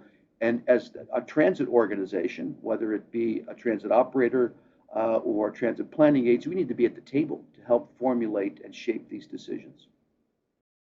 So on behalf of Paul Subry and the leadership team at NFI Group and all of our businesses, I'd like to say a heartfelt thank you for joining us today and sharing your perspectives and expertise. We are truly grateful to consider all of you partners in our collective journey towards solving big urban problems with smart, resilient mobility solutions. Thank you. Thanks to all of our panelists for that excellent discussion. We're now at the halfway mark of our day, and we're going to take a short bio break. Following the bio break, we'll come back where you'll hear from Paul Subry, our president and CEO, to discuss how we're leading the Zevolution.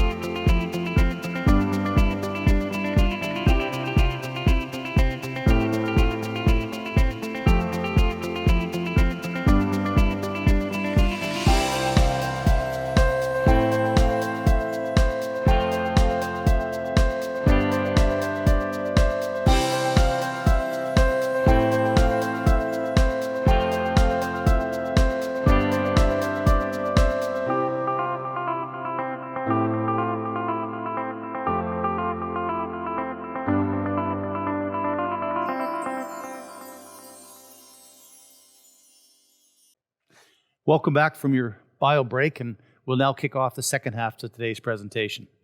You know, recently we conducted an extensive global search looking for someone with a high-tech perspective, a disruptor, and somebody with partnership and global experience to join our board of directors. So in May 2019, Kathy Winter, the Vice President and General Manager, Autonomous Transportation and Infrastructure Division of Intel Corporation, joined the NFI Group of Board of Directors. At Intel, Kathy manages a global organization which delivers comprehensive solutions for smart cities, mobile automation, and transportation. She leads a team that's developing increasingly sophisticated platforms for a variety of commercial and consumer market segments, which include ADAS, or Advanced Driver Assist Systems, AD, Autonomous Driving, AMR, Automated Mobile Robots, and IVI, In-Vehicle Infotainment. Prior to joining Intel, Kathy was the Vice President, Software and Services, Automated Driving for Delphi Electronics and Safety, where she led automated driving efforts, global new growth strategies for embedded and aftermarket software products, and cloud-based autonomous and consumer services. And even before that, Kathy held a number of senior R&D and business positions at Motorola in cellular infrastructure, telematics, and mobile phones. Kathy will now provide an introduction into NFI's next chapter, the evolution to zero-emission buses, or what we call the Zevolution. Thanks, Paul. It's been really exciting to join the NFI board. In my capacity at Intel and with Delphi and Motorola previously, I have had the opportunity to witness and experience incredible technology advancements. That's part of why I was attracted to NFI, to be part of a company as it leads an industry through the early stages of transformation. I must tell you, though, developing heavy-duty buses is much more difficult than I expected, and definitely very different than high-volume automotive. It is incredibly complex, with an extremely high degree of customization based on the unique operational and political dynamics of each customer. The NFI team are experts in assessing and understanding their customers' unique requirements, the integration of leading-edge technologies, and navigating very complicated global sourcing processes. Forming a true partnership with their customers is a priority. Transition of bus fleets to zero emissions is not a question of if, it's when. But it's an evolution, not a revolution. It'll take time, especially in public markets, where it's complicated by installed fleets, colors and buckets of money, and varying political support. I see lots of companies making promises of disruption and revolution, but not all are going to be successful, especially at the end product stage like NFI. It's my pleasure to now introduce a short video to kick off the next section of today's presentation. NFI has and will continue to evolve, disrupting itself and the industry by launching leading-edge technology for a safer and more sustainable world. NFI is leading the Zevolution to a zero-emission future.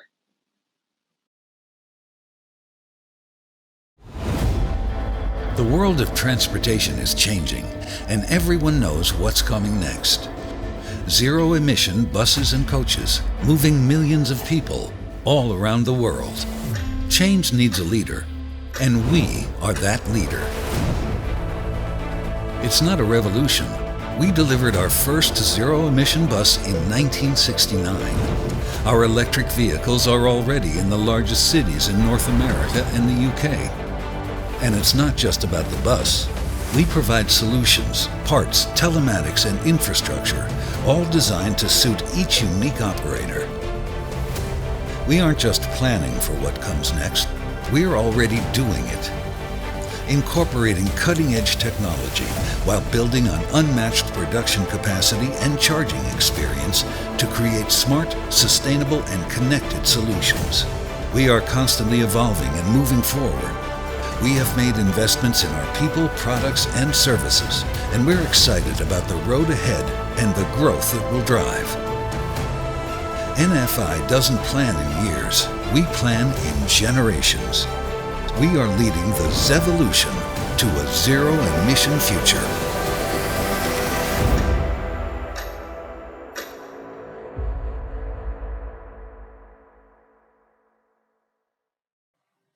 I hope you enjoyed that very short video that tries to encapsulate all of the critical elements as our world moves through the zero emission evolution, or what we call the Zevolution. And thanks, Kath, for that wonderful introduction. I'm going to now, in our part of our presentation, talk you through and walk you through the various elements of our business, of the market, and how we've tried to respond and react, and why we believe NFI will lead the Zevolution. It's really interesting to look at the global data. You know, buses are projected to lead the evolution to zero-emission vehicles over trucks or cars and so forth. And there's lots of elements that I'm going to walk you through that give you that insight and that perspective. First, we're seeing every day, every quarter, you're seeing more announcements of governments around the world making commitments to carbon-reduced, carbon-free, clean city commitments. And that's being implemented across the planet, which then has resulted in tremendous improvement and aggressive nature of political will for zero-emission buses gaining momentum. You know, really exciting in the United States of late, where President Biden campaign was really wanting around moving the environment to green type zero-emission vehicles and getting them into the cities across America. We've seen California lead every state. We've seen the Canadian government of late accelerate their desire for the adoption of zero-emission buses through their plans. And of course, the UK National Bus Strategy really trying to push zero emission across the country. We've done a bunch of research. We found some various sources. I think this one's very helpful from Bloomberg that just gives you a perspective from 2020 to 2040 that buses, because of those political and economic factors and the environmental desire, are going to lead the pace of adoption. Now, before we start to put buses on the road a number of years ago, we had to have charging standards. And of course, I think we saw that happen early in China. We saw it move collectively and collaboratively over the last 10 years in Europe. And then, of course, in the last number of years, we've seen Canada and US work to the SAE standards. Once we had the charging standards, we also needed, in the last couple of years, actually led by a number of our R&D engineers working with a whole collaborative group of agencies to clarify those standards for charging en route, charging overnight at a depot, or wireless charging, which is still under development. The really exciting thing is that when we started delivering zero-emission buses, or batteries, electric buses specifically, the cost was off the charts. And what we've seen over the last, you can see on this chart from 2014 to 2020, global battery prices have dropped somewhere in the neighborhood of 80%, which will only help going forward, help our vehicles as they're integrated, as we're getting more scale in zero-emission buses, allow for cost of ownership of a zero-emission bus to cloche or approach parity of conventional powered vehicles. And all those things are now contributing to our customers, our operators' demand for zero emissions gaining traction. We've given you some examples here of quotes from Canadian operators, US operators, and UK operators of either specific dates when they'll stop buying conventional vehicles, or adoption dates for full electric fleets. What's very clear is we're not going back.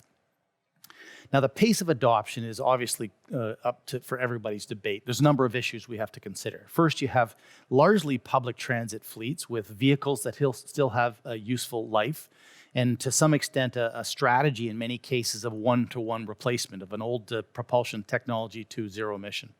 You've got the strategy of integration, trying to help transit operators or public companies understand what it means. And you heard through our panel earlier today what it means and the lessons learned about how to get it into their depot and all the strategies around charging and where they're going to get their energy and stuff, energy from and so forth. And then you've got the dynamic of funding. You've got current funding models that were based on certain costs of vehicles and certain ways of fueling or filling them.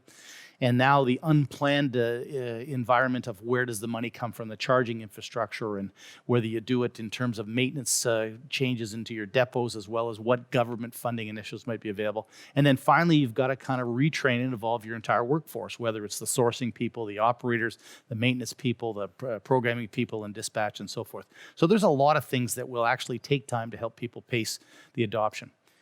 Then you get into the actual vehicle and the charging strategy. And there is a lot of different issues or factors for every operator. And quite honestly, there are no two operators that are alike, whether it's individual load factors, weather conditions in their environment, topography, average speeds and route lengths, the battery type they choose, the number of accessories on the vehicle and what parasitic load happens, the capacity, the age of batteries, and so forth. Which means what we've tried to do in our offering and our strategy is to do two things.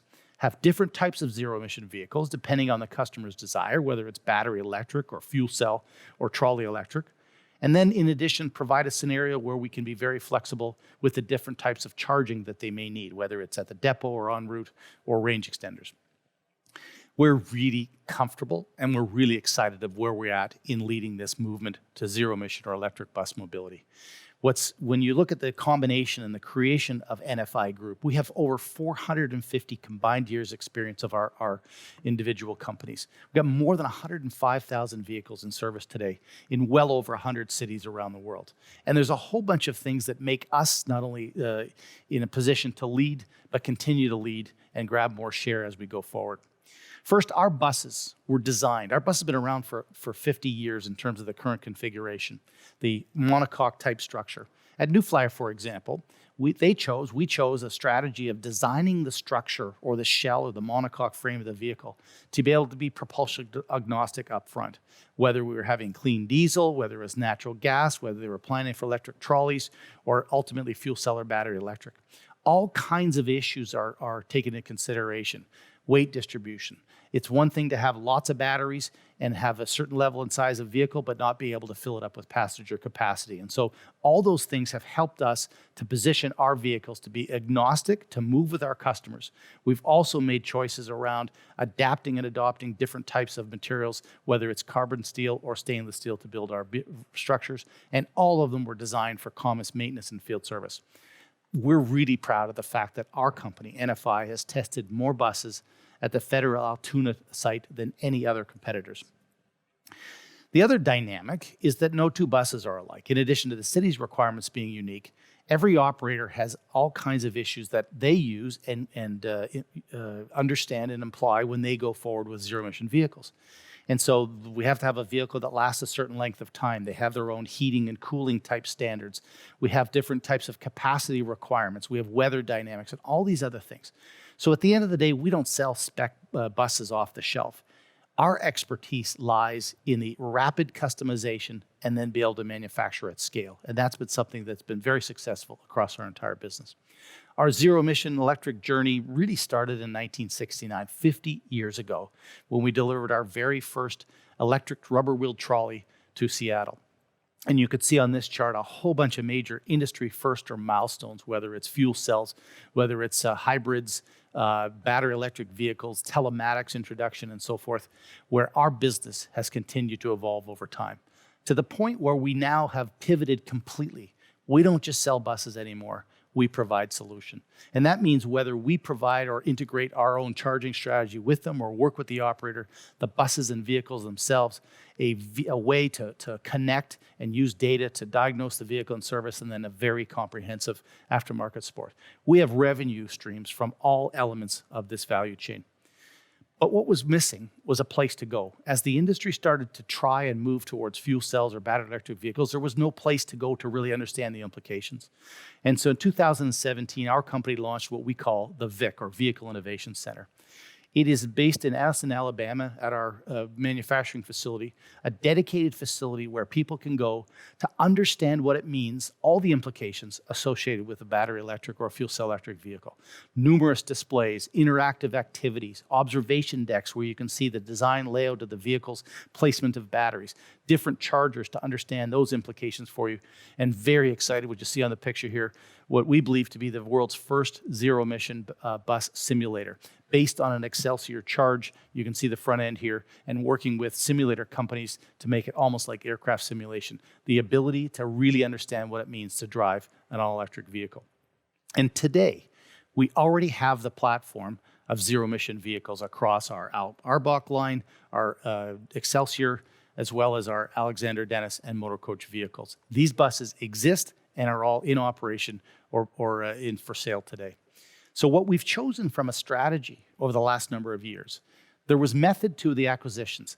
Build a portfolio of vehicles that have propulsion capability all the way through the zero emission, but also have a platform and a portfolio that have the different sizes and types of buses, whether they're smaller buses, medium duty, heavy duty, single deck, or double deck. Way surpass any of the competition. And the same thing applies for Alexander Dennis in the UK. The ability to provide that offering to a very different customer base has been very, very successful. As we moved more and more of our facilities, today relatively small, into the ability of building zero emission, we bit the bullet early a couple years ago. We chose to spend the capital to make all of our facilities ability to build all types of propulsions on the same production lines. The answer then is, and today's reality is, if zero emission evolution takes off faster, we can continue to migrate our production capability to that, as opposed to having to worry about balancing multiple production lines. And you can see both in the North American environment or the UK environment of Alexander Dennis, all of our facilities are capable of handling all types of propulsion vehicles in their facilities, both single deck and double deck. Now, the other thing that's really important to us and really exciting from our competitiveness perspective and our go-forward profitability is the fact that the vast majority of all of the component suppliers are the same on a zero-emission bus as they are in our conventional fleet. No question there were some new suppliers and new technology that we had to bring into our fold. But our sophisticated supply chain, which is designed globally, and in some cases strategically designed to comply with things like Buy America or any buy country type demands, very, very successful and very integrated to our current business.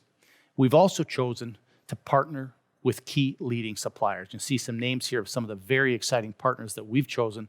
Brand names, global capability, latest and greatest technology.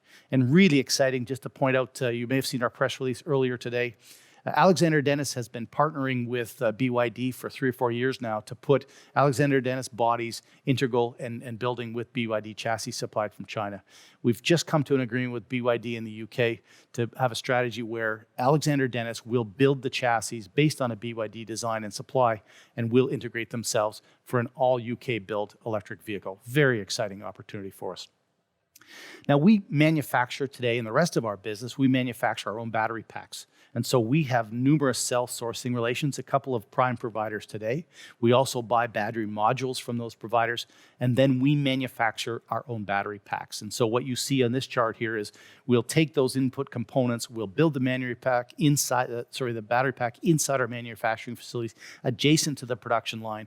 We'll install them, and then we have the ability with our electronics and telematics to ensure that the operation technology deployment is happening as is intended.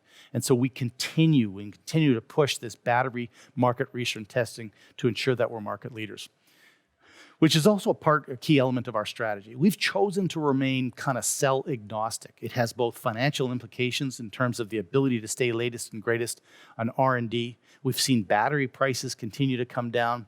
And so, we're seeing that the battery cells cost today about 25% of the zero-emission vehicle. The exciting part is that as we continue to move and migrate with our suppliers, and we're not tied to only one supply base, we have all kinds of flexibility to operate for our customers going forward to always have the latest and greatest technology in terms of range, cost, reliability, or warranty offerings. And we believe fundamental to that strategy is to retain flexibility to integrate the latest and greatest at all times. Very exciting to report that we have so many zero-emission vehicle buses, whether it's trolleys, battery electric or fuel cells in public and private operators in Canada and the United States today. And the same in the UK and New Zealand, where Alexander Dennis has a commanding position with the deployment of zero-emission vehicles. To support what's in service today, but as our customers move to zero-emission vehicles, is the requirement to have a massive and sophisticated and flexible comprehensive service network. In our North America locations, as the UK, we have part stocking locations. We have over 300 field service and technical employees deployed in the field to help those customers not only maintain their existing fleets, but to deploy, troubleshoot, and ensure successful operation of zero-emission vehicles. Now, when I joined the business 12 years ago, I was really surprised you saw these $500,000 capital assets that really didn't have very much sophistication in terms of telematics or real-time monitoring. We've been an industry leader in our world to try and push the use of telematics and over-the-air software updates to be able to understand not only what's happening with the health of the vehicle, but also the electric and the battery system, to understand the charging dynamics, to understand fault codes real-time, which have huge implications for real-time deployment, preventative maintenance, and fleet planning going forward. Ironically, the tool and the supplier that we chose at New Flyer for 360 Connect is the same one that Alexander Dennis uses in the UK. Lots of opportunities to go forward there together. Now, the other thing as we deployed vehicles it became clear early that we needed to be way more integrated and understand the strategy associated with charging solutions. The first couple of our bus deployments where we had the operator or the customer put in the charging infrastructure, we had all kinds of challenges ensuring that the vehicles were connecting, charging, operating at the intended pace or operation. We then decided to stand up in 2019, January 2019, our own infrastructure solution business, which has become a tremendous asset. We understand what's required. We help customers design, select, deploy that charging infrastructure, and the buses are designed to completely integrate. Very successful learning, very successful business, the fastest part growing of our business in the last couple of years. And finally, as we put zero-emission buses in the field, we need to have foresight of what we're going to do with those batteries when those vehicles get to their 12, 15, 20-year life. And so we've recently seen a press release last week with a company called Li-Cycle. We've just started an initiative working where we're going to take all of the batteries off of our pilot buses and our R&D buses, and we're going to work with Li-Cycle to understand the implications for battery recycling for the future, and then working with our customers to ensure that's deployed. So the reality is our business is transitioning to zero emission. Exciting from an operations standpoint, from a customer satisfaction, and massively from an environmental perspective. But our view is that it's far more of an evolution than a revolution. You see today, it'll take time. You can see today on this chart, the number of zero emission vehicles adopted as a percentage of the total transit and motor coach buses in each of these locations. The only part of the world that has made major progress has been China. The rest of it is sub 2.5% around the world. Huge opportunity, but it will take time to evolve. In North America, here's an example of the US public transit fleet that only 2% of that fleet today is battery and fuel cell, a huge opportunity. However, you have an installed fleet that somewhere in north or close to 60% of that fleet is less than 10 years old. It's going to take time for that fleet to earn off or burn off its useful life to ensure great value for the taxpayer investment. Make no mistake, it's happening. The same thing applies in the UK, although in the UK we have, as you heard from our panelists today, we have private operation performing public transit services. And the UK is ahead of North America. It's less than 25% of those vehicles, however, are either Euro 6, the latest standard, hybrid, or zero emission. It too will work through an evolutionary process, we think faster than North America. Now, as you heard from the panel, another dynamic is that there's buckets, meaning where the money comes from, and colors, different buckets of budget, whether it's operating buckets, fuel budgets, or capital buckets. And it's not as easy or intuitive as we might think to be able to move money across buckets and colors of money. We think that over time, we're going to see the funding mechanisms in North America change as those vehicles move. Today, it's an area that we have to continue to work on. And of course, in the UK, where they're even more reliant on the operator fare box, there are more incentives, and that's why we think the UK market will adopt zero emissions faster. Now, here's the final dynamic that we all continue to think about. As we deploy more zero emission buses, we get more and more demand for energy. And so here's a simple example of 6 buses being charged simultaneously at one facility. Imagine if you're in an environment where there was 600 buses deployed or 500 on one depot, and you need to charge them overnight. You need 45 megawatts of power, which is the equivalent of charging about 30,000 homes. A dramatic demand coming forward, which means the design of the vehicle, the charging strategy, and the link to the utilities or the energy providers are critical to ensure that the whole solution is not only cost effective, but is green. So there's our projections based on all of the analysis we've done of the adoption rates of zero emissions for buses around the world. You can see that we have the UK in our projection by 2023 getting somewhere north of 45% adoption. And you can see in North America, the heavy-duty transit space getting north of 21% at the same time. Obviously, private operators disrupted by COVID, the North American coach and the North American cutaway market adoption by 23 will be much less than we see in the public or in the UK type environments. Now, finally, some really exciting and sexy stuff. Today, NFI has autonomous buses, but autonomous buses and the deployment in public roads is going to be measured. You can see on the right here, we all understand the basic 5 stages of autonomous vehicles. Motor coach for years, for example, or MCI has been deploying level 2 and level 3 with lane departure, adaptive cruise controls, 360 cameras, all these kind of things. Early next year, we are deploying a complete stage 4 autonomous vehicle fleet in the United States. I'll tell you about it in a second. So just imagine the possibilities as we start to deploy more and more of these technologies onto public vehicles or to public transit vehicles. First, the dynamic around pedestrian and vehicle safety. There's no question buses operate in a very liquid and changing environment. And so the ability to have data, to have early warning and all these kind of things only enhances the overall safety of our public transit systems. The other end of the spectrum is imagine the cost savings and the efficiency at a public depot. Imagine 500 or 600 vehicles at a depot, and a driver can drive up. The driver gets out. The vehicle gets charged, moves to the charger autonomously, moves to the washer autonomously, goes for maintenance autonomously, and then parks itself in a much more dense environment. And imagine in the morning when the dispatcher can get on and see the health of the entire fleet before he dispatches the first vehicle, as opposed to maybe a cold winter Winnipeg morning where one of the buses in the middle of the pack won't start, and the dynamics that has or the implications has for the rest of the pullout. So earlier, as I mentioned, we've started a project. It's managed by an organization in the United States called CTE. The customer is Connecticut DOT, and we're partnered with a very sophisticated autonomous vehicle company called Robotic Research. And so together, we are going to put stage 4 level autonomous vehicles on public roads, dedicated roadways for vehicles in Connecticut in 2021. Really exciting about what we can learn from this initiative. One of the really exciting things we see in Alexander Dennis, they've worked with one of their primary customers, a company called Stagecoach, and with a local technology company called Fusion Processing. And they've been working on that dynamic of having an autonomous vehicle work through its operation movement on a depot. Really exciting learning with tremendous possibilities going forward, combining both the autonomous vehicle element with the electric vehicle. So we're at the end of this section.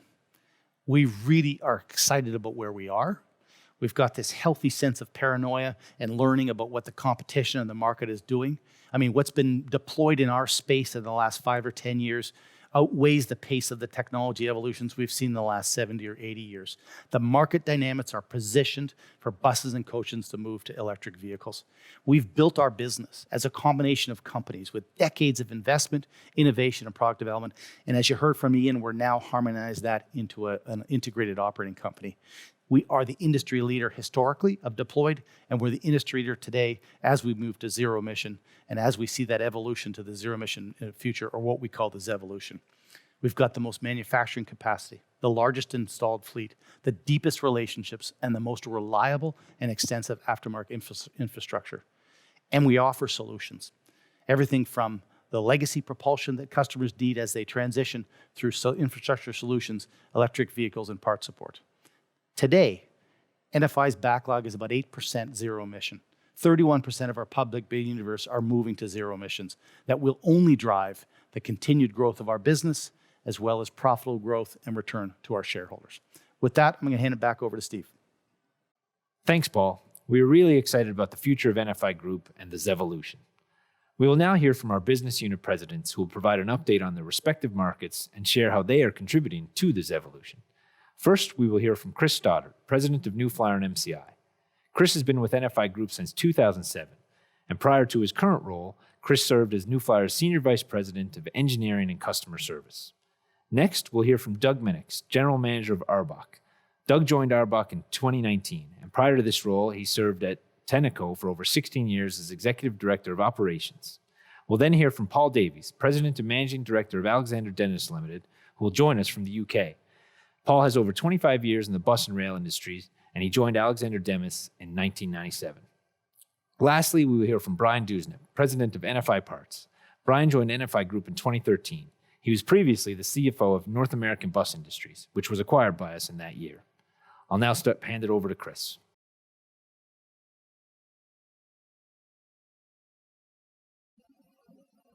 Good morning. My name is Chris Stoddard, and I'm the president of NFI's combined New Flyer MCI organization. As Ian Smart shared with you earlier today, This past year, we've reorganized the two businesses and as well as our part fabrication businesses under one leadership team with an objective of creating savings and efficiencies. Although this consolidation is occurring in the midst of a global pandemic, in some ways it's been a long time coming. Both New Flyer and MCI have traveled very similar paths over their histories, beginning in Winnipeg, Canada in the 1930s, growing into the U.S. market, and becoming leaders in their respective markets, offering innovations that advance mobility across North America. Over the past 6 months, our teams have been working diligently to align all back office processes and systems while maintaining the two iconic brands that our customers rely on. We'll talk about the impact of COVID on these businesses in a moment, but during this journey, we've been pleased to find many areas where processes overlap and many best practices that we can leverage across the entire business. It's a very natural fit. And so, looking forward, our team will take the opportunity to become a stronger and more resilient organization, improving the products and services that we offer to both public transit and private motor coach operators. There's no denying COVID made 2020 very challenging. Cities locked down and private motor coach operators effectively paused operations. As an essential service, public transit continued operation, albeit with reduced ridership and farebox revenue. Throughout the crisis, 3 priorities emerged for our team. First, we implemented numerous return to work protocols and made significant investments to provide our employees a safe work environment. Secondly, we focused our engineering resources on developing products and features that aided our customers in protecting drivers and passengers, which helped restore confidence in taking public transit. And lastly, we included our voice in advocacy efforts to secure relief funding for transit agency and motor coach operators. Fortunately, we did not experience cancellations of existing public sector contracts, but we did see a significant delay in planned procurements. This, combined with the decline in private market motor coach deliveries, resulted in a decision to reduce run rates to manufacture primarily public transit vehicles in 2021. So yes, there's been a tremendous amount of turmoil in our industry. However, we certainly have had a bright spot. Our zero-emission bus program has made some incredible strides, which I'll talk about in a few minutes. At the beginning of 2020, transit had started to see an uptick in ridership across North America. Many multi-year contracts were coming to the end of their contract term in 2019, and our 5-year bid universe showed significant pent-up demand. Most large transit agencies were investing resources in pilot zero-emission bus projects, performing range analysis, and developing zero-emission bus specifications. Investment in fleet expansion, combined with some ambitious fleet electrification goals, had the industry poised for strong annual deliveries while making significant progress in the deployment of zero-emission public transportation. COVID, combined with fleet electrification planning, has resulted in delays in many multi-year bus procurements, and the remaining ones have been very competitive. Fortunately, we've worked closely with our customers to participate in pilot zero-emission bus programs and win transactional business through state contracts. But the current crisis has tempered agencies' attention somewhat from capital procurements. On the private motor coach front, we were expecting approximately a 4% decline in private sales for 2020. This market has historically run in 12-year cycles, and you can see deliveries peaking in 2017. When COVID hit, charter and long-haul operators paused their operations as travel and tourism effectively stopped. Consequently, lending organizations also slowed down financing for this sector. This has resulted in an 85% decline in private motor coach industries during the COVID timeframe. We continue to watch recovery drivers such as return to work, return to school, collegiate and professional sports and tourism while staying very close to our customers. We've been active in advocacy efforts alongside the American Bus Association in Washington, D.C. for COVID relief funding, and have been fortunate enough to increase our market share to 64% during this time due to our strong customer base. So during this disrupted market, we've taken the opportunity to dramatically adjust our cost structure and reduce our inventory of pre-owned coaches. We're hopeful that the recent activity in Washington, along with the rollout of the COVID vaccine, will be a catalyst for recovery in this space as schooling, sports, and tourism resume.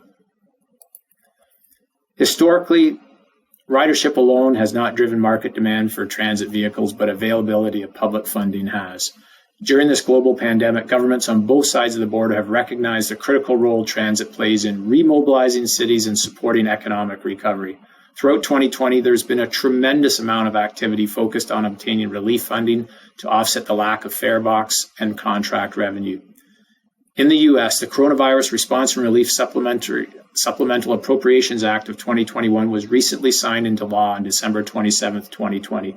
This bill builds on the CARES Act from 2020 and includes $14 billion for public transit as well as $2 billion for private operators, which is certainly good news. In Canada, we saw the federal government fund public transit operating expenses for the first time ever in 2020 under the Safe Restart Agreement. This emergency relief funding provided $2.3 billion in funding for public transit with a 50-50 cost share agreement and augmented provincial and municipal support for transit systems. Both of these initiatives have kept public transit moving in North America. But bus procurements tend to move forward when there is funding certainty. The US DOT fiscal year 2021 appropriations, along with the Investing in Canada Infrastructure Program and gas tax funds, will help transit agencies plan fleet replacements, including the transition to zero-emission public transit. Looking forward, we are encouraged by the desire of both President-elect Biden and Prime Minister Trudeau to rebuild a cleaner and more resilient economy through investments in zero-emission and low-carbon public transportation. The theme of Build Back Better is clearly resonating on both sides of the border. The Biden priority: provide every American city with 100,000 or more residents with high-quality, zero-emission public transportation options through flexible federal investments. And Trudeau's plan has an aggressive target of 5,000 zero-emission buses and coaches by 2025. And so, throughout the coming year, the U.S. Congress and the Senate will work to complete the next 5-year Surface Transportation Bill reauthorization, building on the 2020 INVEST Act, and in Canada, the Healthy Environment and a Healthy Economy Plan will roll out. We will make sure our voices are included in advocacy efforts. At the end of the day, we remain very optimistic that our industry can also use this opportunity to advance national climate change objectives at the same time as supporting manufacturing jobs throughout the supply chain. We've been extremely pleased with the performance of our zero-emission bus program this year. Throughout 2020, we delivered 194 battery electric and fuel cell buses to 17 cities across North America, most of whom also required our support with the installation of charging infrastructure. As a result, we saw our infrastructure solutions business grow by more than 700%. We're extremely proud of our 85% win rate for zero-emission procurements and our best ever performance with FTA Low-No grants. Our participation in these pilot programs will set us up for success in the future. We're also excited to see our first public battery electric coach order for MCI of 25 coaches. They will be delivering these units in 2021. As you heard from Paul this morning and can see from this map, we've been extremely active over the past couple of years, having been awarded zero-emission bus programs in cities across North America, including some of the larger metropolitan cities such as New York, LA, Toronto, Montreal, Seattle, and Boston, to name a few. From specification development through to bus construction and bus delivery and charging infrastructure installation, these projects typically take about 18, sometimes 36 months to complete, and large cities require rigorous testing and evaluation to qualify buses before purchasing zero-emission buses at any kind of scale. And part of our success can be attributed to having on-site field technicians at each customer location to ensure a successful deployment. New Flyer has the widest zero-emission product offering in the industry. Our Excelsior Charge battery electric bus and Excelsior Charge H2 hydrogen fuel cell electric bus, alongside our tried and tested trolley electric bus, are 3 zero-emission options currently in service across North America. The Excelsior Charge is available in 35, 40, and 60-foot models with both long-range and rapid charge configurations. Our designs are interoperable, OpCharge compliant, and following all SAE standards. The Excelsior Charge H2 is available in 40 and 60-foot models, and it's noteworthy that fuel cells now comprise about 10% of our zero-emission bus builds and growing. All are built on the proven and qualified Excelsior Transit Bus platform, providing industry-leading gradability and passenger load carrying capacity. And 2021 will see us add both the public and private motor coaches to MCI's zero-emission portfolio. Supporting zero-emission operation takes the power of analytics, and for New Flyer, this includes the New Flyer Connect over-the-air technology to harness data for better efficiency, operation, and performance. 20 years back, I would bet you didn't think you could manage a bus fleet from a mobile phone, but here we are today. This ability is proven especially critical in understanding bus performance and energy usage through extreme climates and conditions, which I'm proud to say our buses have steadily performed through. Heating and cooling, average speed, number of stops per hour, climate, topography, regen braking, all of that significantly affects energy consumption and range. And being able to track these key metrics is critical for our customer. This data helps influence choices for charging strategies and future bus configurations. All of our Excelsior Charge and Charge H2 vehicles are monitored via telematics on a daily basis to ensure they are achieving service demands and properly charging.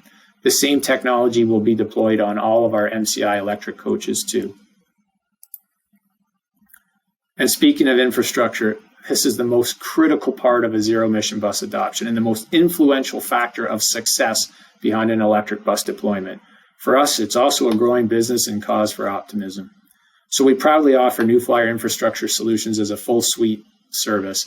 This team, which has grown since first announcing it in 2019, is dedicated to providing safe, reliable, and optimized charging services, and to date has installed over 170 chargers across North America.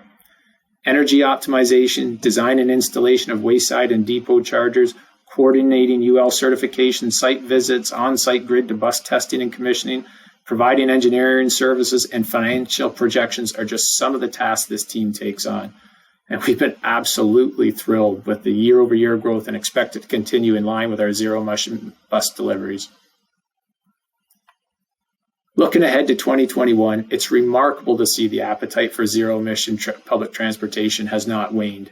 Pilot programs of 2018 to 2021 have paved the way for regular multi-year procurements of electric buses intended for replacement orders, and we're seeing increased interest in fuel cell electric vehicles, especially from some of the battery electric early adopters. Zero-emission motor coach adoption is starting in the public and employee shuttle space and will likely move slowly throughout the private motor coach segment. As a result, zero-emission bus production is now forecasted for all of our plants, and we anticipate approaching 30% of our production being zero-emission by 2023, which is also expected to outpace the industry market percentage of zero-emission bus deliveries. 2021 will be an extremely busy year for us with respect to technology deployment. Over the next few months, our Vehicle Innovation Center will host digital product launches for all NFI Group North American products. New Flyer is launching its third generation battery electric bus and the industry's first SAE Level 4 automated transit bus. MCI is launching its battery electric low floor commuter coach and its battery electric motor coach. And Infrastructure Solutions will expand to support charging infrastructure for all North American NFI Group battery electric vehicles, which includes ARBOC and ADL. Here's a sneak preview of what's in store for 2021. This is our Excelsior AV, which is North America's first SAE Level 4 automated heavy-duty transit bus. We expect to line enter this vehicle in mid-year of 2021. The Excelsior Charge NG, or next generation, is our next generation battery electric bus, and this first one is already on the production line as we speak.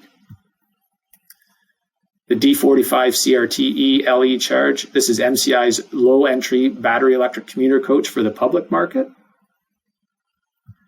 And the J45E Charge, this is MCI's battery electric motor coach for the private market. Today, all of our major manufacturing facilities are now capable of producing zero-emission buses.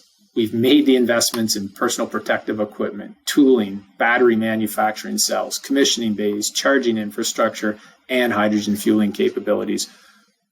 We've also heavily focused on investment in workforce development to the tune of 150,000 training hours per year. Our teams can now package batteries, install fuel cells, work with high voltage, commission, charge, maintain, and support zero-emission buses. We've grown our Infrastructure Solutions business, adding a highly skilled team of electrical and construction engineers capable of providing turnkey charging solutions. And creating digital content has resulted in a 673% increase in attendees for our Vehicle Innovation Center Technology Days, which is accelerating the knowledge transfer to facilitate successful deployment of zero-emission buses. These early investments, combined with available aftermarket parts inventory, daily monitoring of the fleet and over-the-air software updates, and a team of trained field service technicians to support buses in service has positioned us in an exceptionally healthy position for growth in zero-emission bus space. So ultimately, COVID accelerated what was already in front of us. This global crisis, terrible as it has been, has provided some great opportunity. The transition to zero emission has never had more momentum, and transportation has taken center stage as a critical enabler in remobilizing our economy and our cities. 2020 is our decade of change. This decade is about optimizing our operation, reducing our cost base, and demonstrating our ability to realize the potential of technology. We've already made the right investments in responsible, sustainable, zero-emission transportation. The difference with us is we're not just talking about doing this, we're already there. Thanks for your time this morning, and I'll now pass you over to Doug Minix to provide an update for ARBOC.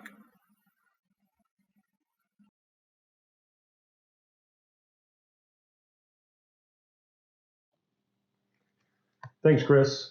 Hello, everyone, and welcome. My name is Doug Minix. I joined the NFI team a little over a year ago as General Manager for the ARBOC Specialty Vehicle business.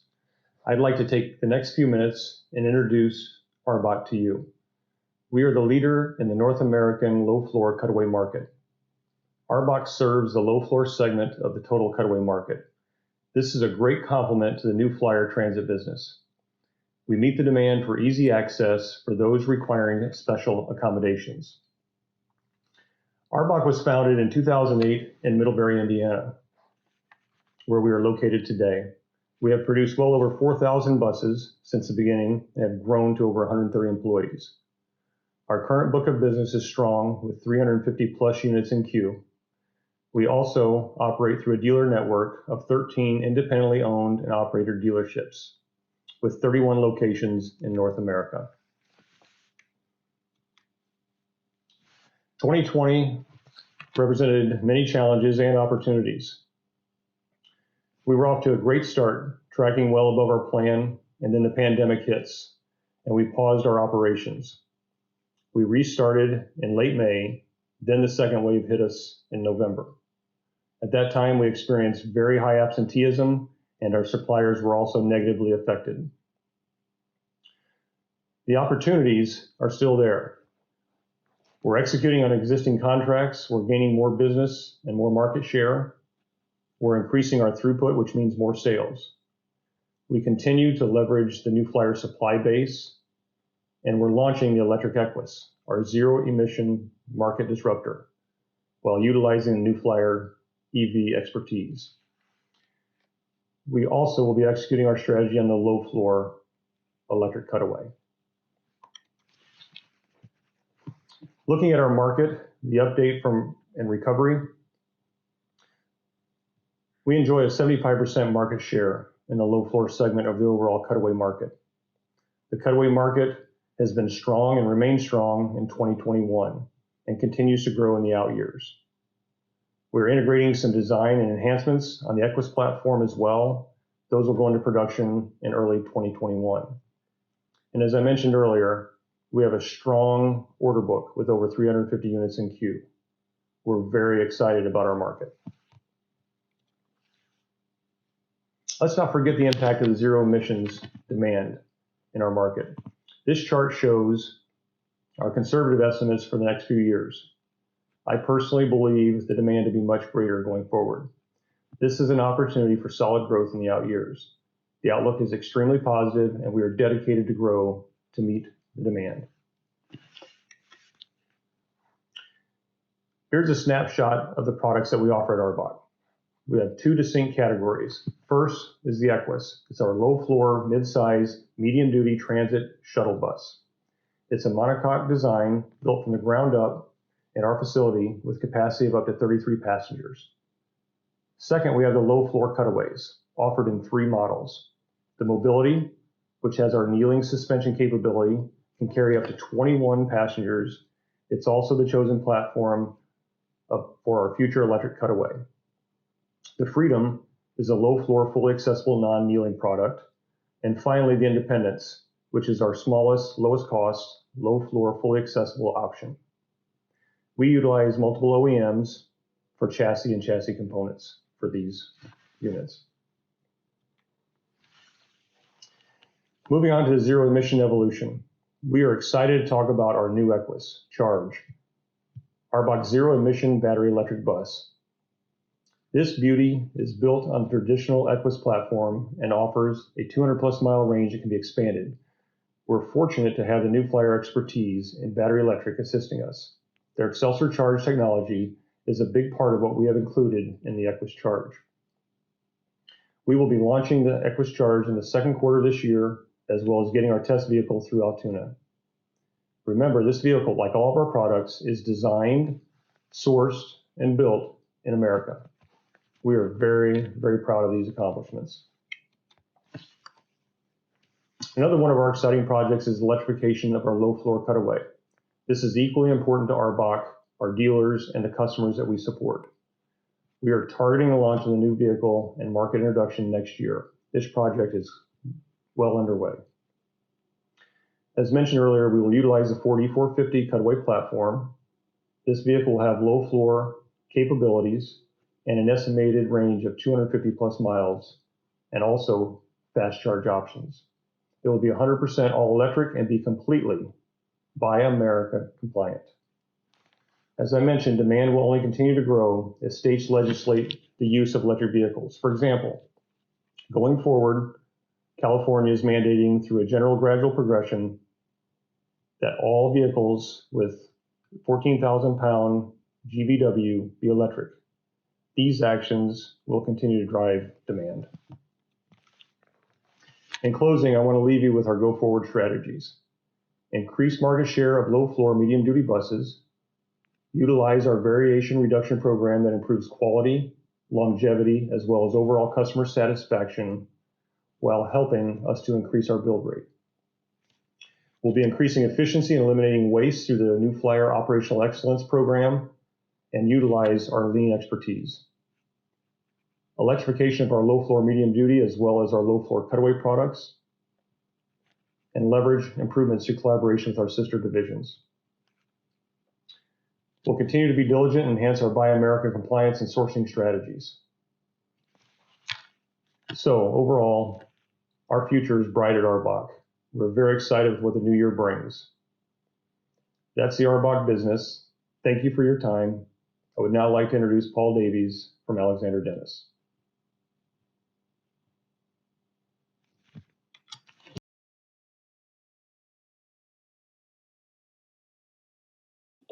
Thank you, Doug. As this is my first Investor Day, I thought I should take the opportunity to introduce myself. I'm a seasoned veteran of the bus industry, having joined Alexander Dennis back in 1997. Before returning to the UK in the summer of last year, I spent 20 years in Asia Pacific, where I led the development of the business in that region. I had the pleasure of working very closely with Colin Robertson over the past 13 years, and although I have picked up the baton at an incredibly tough moment in time, I'm very excited about the challenge ahead.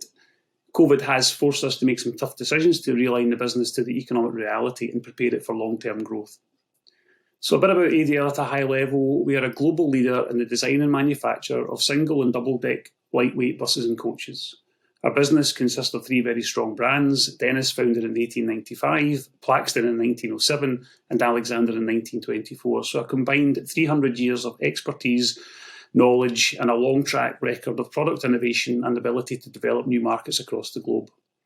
We have a proven track record of consistently maintaining a market-leading position in our core markets for all propulsion variants, with our core markets being the UK, Asia Pacific, specifically Hong Kong, Singapore and New Zealand, and North America. With our history and large installed fleet base, we have a very strong aftermarket business and extensive support network. We're delighted to be part of the NFI group, and it's been great to see the traction we've been getting in terms of sharing resource, expertise and know-how over the last 12 months. Before we delve into the many positive activities that we are working on, it's important to set the scene as we reflect on the disruption that we faced in 2020. Our industry has been hit disproportionately hard since day one of the pandemic, with governments, particularly in the UK, telling the public not to use public transport unless absolutely necessary. As a result, we saw bus patronage drop by around 80% at its worst point. As a consequence of this, operators' farebox income was hit hard, and we saw many new bus orders cancelled or delayed during this extended period of disruption. But despite this setback, we did not sit still and feel sorry for ourselves. We quickly put ourselves on a steady diet of self-help. We have taken swift action, reducing our UK cost base by around 25%, ceasing manufacture at our plant in Guildford, and removing around $35 million of annualised costs. We've also been actively engaging with governments in our core markets to help stimulate demand in an industry that can play a pivotal role in the green recovery. Our international markets remain our growth engine, and we've continued to lay foundations during 2020 to ensure that new markets such as Berlin and Ireland will contribute to 2021 and beyond. As I mentioned earlier, we are very fortunate to have a strong international business coupled to a healthy aftermarket business which has quickly recovered to pre-COVID levels. There is clearly momentum around zero emissions, but it's important to highlight that as we embrace the Zevolution, we cannot ignore our conventional ICE and indeed hybrid business, which will represent over 60% of our annual sales volume in this coming year. We will remain at the forefront in these areas, and therefore we can easily adapt to the pace of change, whatever form that takes. The UK market is the bedrock of the ADL business, and taking a look at this in a bit more detail, you can see how severely challenged 2020 was, in addition to the relative underinvestment in prior years. We have consistently held a market-leading position, and we remain well placed as we look ahead thanks to a product range that covers all of the technology bases, and that is something that sets us apart from our competition. With a strong green agenda within the UK and Scottish governments, combined with the underinvestment that I mentioned earlier, we are confident that we will see the UK market start to recover in 2021 with this trajectory continuing in the years beyond, and we feel confident, whilst remaining healthily paranoid, that we can be the major beneficiary of this recovery. Zero-emission buses are becoming more important to us than ever before, and we expect our volumes to grow to 30% of our annual deliveries in 2021, and we expect that growth to continue across all of our markets in the years following. We knew it was coming, and we invested heavily in R&D accordingly. It was a question of when and not if, and arguably the government support that has emerged as countries think about how to recover from COVID has been a major catalyst of change. And as I mentioned earlier, whilst the pace of transition to ZEBs increases, we remain well placed in the conventional sector too, a sector which is not under attack from newcomers. And this is not our first rodeo either. Our first ZEB bus hit the road in 2016, and the depth of our offering and capabilities have expanded rapidly with strong ambitions in each of our markets in terms of scope and size of ZEB offerings. It's worth noting that the same level of customisation across our single deck and double deck products is necessary for ZEBs. That is what our customers want, and we have the know-how, expertise and the business model to support them. And as you can see from the timeline at the bottom how quickly battery technology is evolving, and we have fully embraced this by continuing to develop our products to ensure that we remain at the forefront of technology. And these are not unrealistic forecasts. We are not developing new markets from scratch or looking to build buses out of unobtainium. We have successfully delivered or have on order over 500 zero-emission buses to date, and we have products available to our core markets in the UK, Asia Pacific and North America. We are walking the talk already. We have a market-leading position in the UK and New Zealand, and our vehicles in London alone have accumulated over 14 million zero-emission miles so far. But each market is different. It is very much horses for courses and no one size fits all. And that goes for both the size, shape and specification of the bus as well as the technology solution. As part of our successful global growth story, we have adapted the way we do business. We have regionalised assembly where appropriate to optimise cost and to meet localised content requirements, whilst deepening partnerships with key system partners. And speaking of partners, we are very fortunate to have a very strong relationship with BYD. Strategic partnerships in the automotive space are not uncommon, and they have played a pivotal role in our Zevolution story. The ADL philosophy is to collaborate with the best-in-class technology partners to both advance our expertise and deliver a market-leading product. We are experts at integrating different technologies into our product platforms, allowing continuous innovation and flexibility to support our customer needs. Our ZEB journey commenced in 2016, working in partnership with BYD enabled our business to react to market demands rapidly, quickly developing both single and double deck products for the UK market. And as I showed earlier, we have progressively introduced new variants that incorporate the latest battery technology. The approach we adopt, the partner we choose, the system we integrate is carefully selected for the needs of the market. Our EV solution can be provided in tandem with a partner, as it is with BYD, or as an integrated product offering as we have in our North American Enviro 500 EV double deck, and which will be carried forward to our offering in Asia Pacific. And our development journey does not stop. We are continually focused on incorporating next generation technology into our vehicles, offering operators better performance while maintaining our competitive edge. As we look out to 2021, we will be adding a next generation hydrogen double deck to our UK product lineup. This is being developed in-house, taking on board the learnings from our first generation product, but it's also being supported by the learnings from across the group, given New Flyer's extensive experience of fuel cell buses in the North American market. Internationally, our APAC electric double-deck product is in design phase, ready to serve existing long-standing customers who are starting to transition to zero emissions. And as we look out to 2022 and beyond, we will also be developing a European solution to meet customer requirements that are aligned to our ambitious expansion plans in Europe. As I mentioned earlier, despite the headwinds that we had to contend with in 2020, we are encountering a tailwind that we never have had before. More government involvement and more subsidies available to bus operators, and this is changing the market dynamics. As Paul Soubry mentioned earlier, the UK government has made strong commitments to deliver green buses, with the headline grabber being to invest in at least 4,000 more British-built green buses. Recent announcements confirm that £120 million of this will occur in the next financial year. Looking beyond that 4,000 green bus commitment, the policies and changing landscape paints a clear roadmap to a ZEB-led recovery. We are seeing TfL, with the largest EV fleet in Europe, eager to accelerate their plans to fully electrify their fleet. And in Scotland, after a successful first round of green bus support announced in September, of which ADL secured around 85% of the orders, we have commenced detailed discussion on a much larger round 2. In conjunction with this, the Scottish Government has committed £120 million of government financial support over the next 5 years to decarbonise the bus sector in a way that is good for passengers, businesses, the workforce and the climate. And this sentiment isn't just coming from the UK and Scottish governments. Major bus operators have also made firm public commitments as they start to embrace the Zevolution too. So across the board, we are seeing ambitious commitments to substantially decarbonise bus fleets. And as you can see from our product lineup, we are very well positioned to support the industry on this journey. From our core markets, the UK is likely to lead the Zevolution, but our international markets are not far behind. In New Zealand, the recent election results and renewed political commitment to EV bodes well for us, having recently announced that we re-established our partnership with Kiwi Bus to assemble ADL zero-emission buses in territory. In Hong Kong, the government is showing heightened commitment to green and innovative transport solutions, which will include trials of battery electric double decks.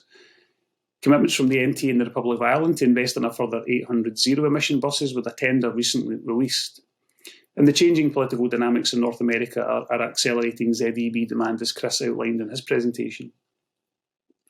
So although Zevolution is providing a welcome tailwind, our growth has traditionally been created in new international markets, and 2020 has showcased a number of examples where we have fully embraced this, starting with BVG in Berlin.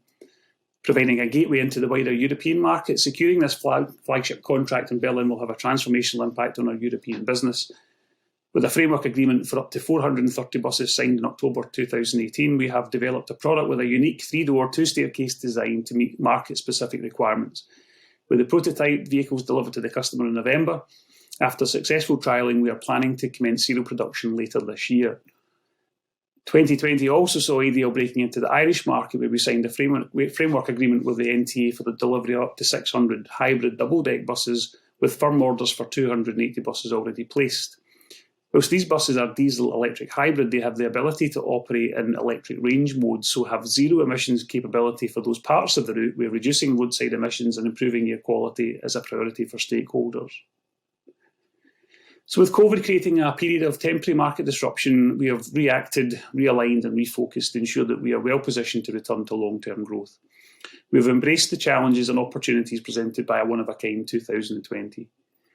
The green recovery has become increasingly apparent amongst governments and customers, both domestically here in the UK and also internationally, and our well-invested, well-supported ZEB product range is ready to support this ambition.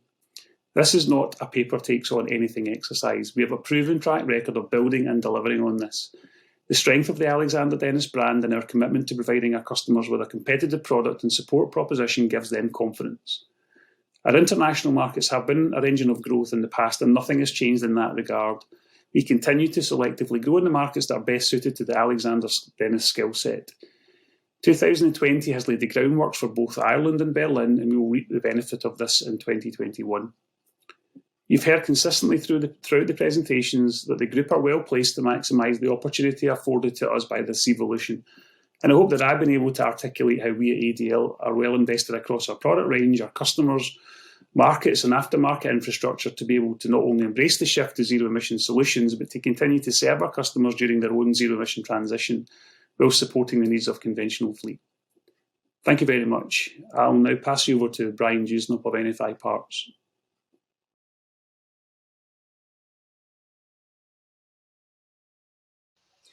Thank you, Paul. I'm Brian Dewsnup, the president of the NFI Parts business. We are the aftermarket arm of the NFI Group, so we sell parts into all of the OEM vehicles as well as vehicles that were designed and built by other manufacturers. We're truly a motor coach, transit, and cutaway parts business looking to sell across the industry, across all vehicle platforms in the industry. We've been around for 90 years, as long as the bus company has been around, and we service our customers out of our 7 parts distribution centers that have about 700,000 square feet of warehouse space. I'd like to talk a little bit about the history of NFI Parts. We have put the various different acquisitions we put together over the years. In 2016, we put the New Flyer and the Nabby parts businesses together and rebranded the company as NFI Parts. And then we put the other acquisitions together. And in fact, right now we're in the middle of putting the Alexander Dennis business in North America into the NFI Parts business, and we're doing that as we speak. 2020 definitely brought us a number of challenges. We saw the public business operate more or less as normal. It was down a little bit, roughly at the 90% range, but we saw a number of quote activity and a lot of sourcing going on. The private business was impacted more greatly than the public business. It continues to operate at about a 30% level, and we see that as we do surveys of coach utilization, we see that as well. And that's been pretty consistent over the fourth quarter. And then from an opportunity standpoint, we spent a lot of time and effort this year putting together a portfolio of COVID-related products that would help improve the safety on our customers' vehicles. We've developed a line of ventilated roof hatches, driver's barriers, ultraviolet lights, and air and surface purification units. And all of that combined to be opportunities for our customers to increase the level of safety on their vehicles. I'd like to talk a little bit about the various different markets that we operate in. First one being the public market. We do about 60% of our business in this public market, roughly 100,000 orders a year. Most of these customers buy higher quantities of parts, so we're shipping about 75% of our orders are pallet shipments, where we're shrink wrapping a larger quantity of parts on pallets. And there are a number of large customers that comprise about 80% of the total sales here. This market has done really well, has held up, has been pretty resilient during the pandemic. We expect that the first half of 2021 to be somewhere between 90 and 100%. And then as we look at the second half of the year, there was some question about funding. You know, we're really excited about the recent bill passed in Congress that will add some additional funds into both the public and private spaces. And we think that'll get us closer to the 100% of normal. And then once we get to 2022 and beyond, we expect that we'll be back to normal when it comes to volumes in this public market. Private market, far greater number of customers with about 3,000 customers. We do about the same 100,000 orders on an annualized basis. This market is different in that 75% of what we ship is going into parcel shipments, or if you think about a box with a single part or maybe a couple of parts. And so they're buying far fewer quantities of parts, but about the same number of orders. And this is a very fragmented market. There are no really large players that dominate this. So we expect that the next 6 months will be about where we are today, somewhere between 30 and 40%, maybe a little bit of growth with the stimulus bill that was recently passed, providing a couple $2 billion into the private market. We think the second half of the year, we will see some growth. We expect to be about in the 50 to 60% range, with sports teams and various different tours and charters and things and employee shuttles getting back with the vaccine availability. And then we expect 2022 and beyond to be back somewhere in the 80 to 100% range as we see this business continue to recover. And then lastly, our programs, not a huge piece of our business at 3 to 5%, but it is important and we do well here. This business would be anything, a 3-month program to 18 months in duration. So you'll see vehicle retrofits, technology upgrades, or kind of vehicle refurbishment programs where they might come in and replace the flooring and the seating and just giving the bus an upgrade. And we've won a lot of business in 2020 in this area, and so we expect the first 6 months of 2021 to be at 180% of what we would consider a normal level. And then the second half of the year, we expect that to mitigate a little bit and drop down into the 130, 110 range. But we expect this, to be, back to normal when we come to 2022 and beyond. I'd like to talk a little bit about a couple of different delivery models. We have, based on the acquisitions and how the companies have been put together, we have very sophisticated customers, public transit agencies who have formal RFPs with a lot of rules and regulations buried within those that we comply with. And we also work with customers that may operate one or two vehicles, and they're very transactional in nature, and they may just simply buy through our web store. And so we're capable of working with customers anywhere on that spectrum. And I'd like to talk about two different delivery models. First being vendor managed inventory.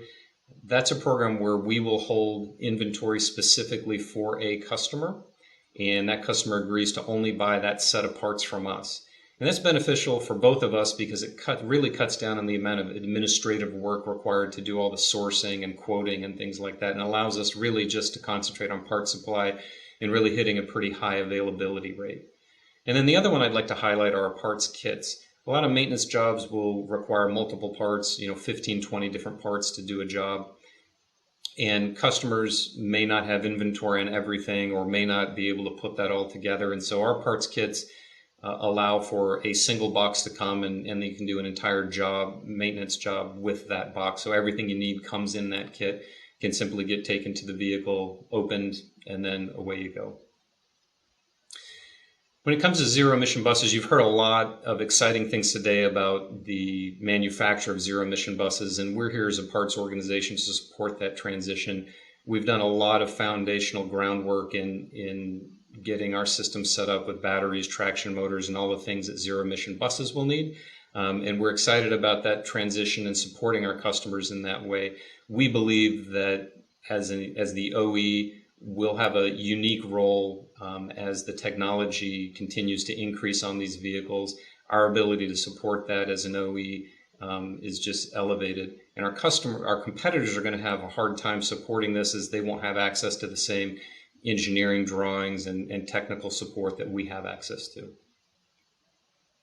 And from a service standpoint, we have some award-winning training programs. We've seen a dramatic increase in the amount of participation of our online service offerings. We've seen a lot of classes that have been taken over the last 9 months or so.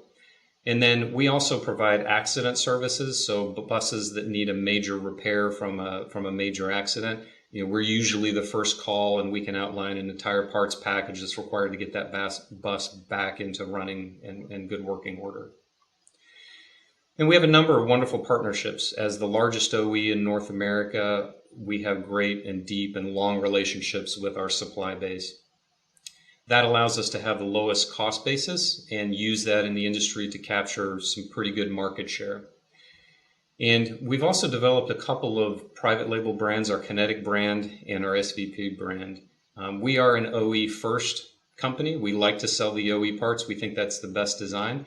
But we do have a number of customers that want to participate in the value end of the spectrum. And so we developed these two brands so that we can service them and have products that they can purchase from us as well. And then lastly, our strategic priorities. We continue to build out our all-make strategy. We continue to do cross-referencing on competitors' vehicles and build out our portfolio of parts that we can sell onto any vehicle, not just the vehicles that we make. And we also continue to build out our private label offerings to compete for those value-minded customers that I just referenced. Our NFI Forward project, the integration of Alexander Dennis and the footprint rationalization, we are well underway with that. We should be completed with that in the first half of 2021. And then we're excited about the transition to electric buses. We believe that there are some service models, some revenue-based service models that we're working on, and we should be able to build a business out of that. And we're excited about working with our customers and being able to support them in that transition that as they move into that type of vehicle. The cutaway offerings, today we support the ARBOC business and make sure that those vehicles operate in the marketplace. We are excited about expanding beyond ARBOC. A lot of our customers today operate motor coaches and transit vehicles. They also operate cutaway vehicles. So we have the infrastructure, we have the customer contacts, we have the parts distribution model to service that as well. And we're looking forward to expanding our reach there kind of beyond the ARBOC product line.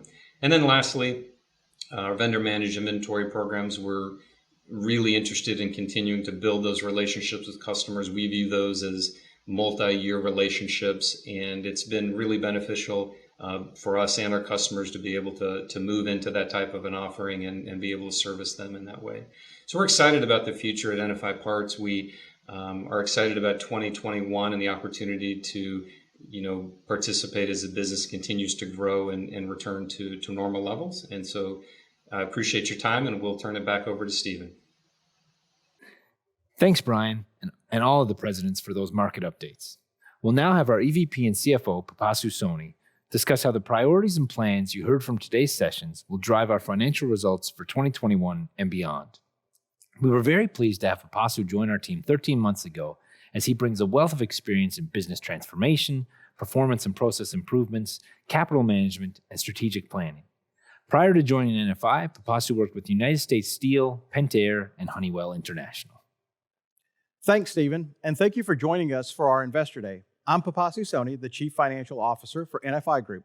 Today, I'll provide a recap of 2020, including our most recent credit agreement, and provide insight to our financial projections for 2021 through 2025. As you heard throughout today's presentation, the 2020 pandemic hit the bus and coach industry hard. It was my first year with the company and one I won't soon forget. When we started the year, we were extremely optimistic that based on our order book and the addition of ADL, we would deliver a record financial year that would see us meet or exceed our original external guidance of $320 to $350 million. When we provided this guidance during our Q4 2019 earnings call, initial news of COVID-19 was surfacing, but it had not materially impacted NFI's operations and didn't appear it would be a significant issue. A few weeks later, the world changed.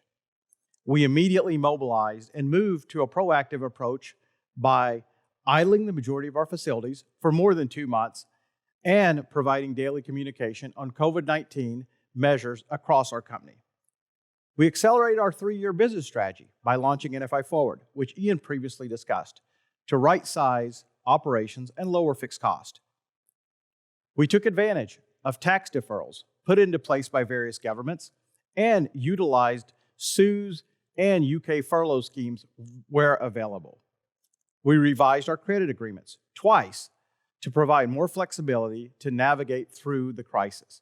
And we placed greater visibility on liquidity and working capital improvements.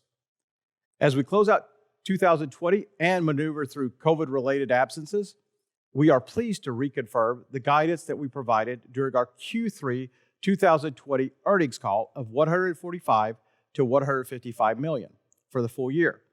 It's a testament to our entire team that even during a year that saw the lowest quarterly deliveries in our history, we rebounded strong and have positioned ourselves well for 2021. While the pandemic created several challenges, it did not keep us from achieving several critical milestones in the finance and IT functions.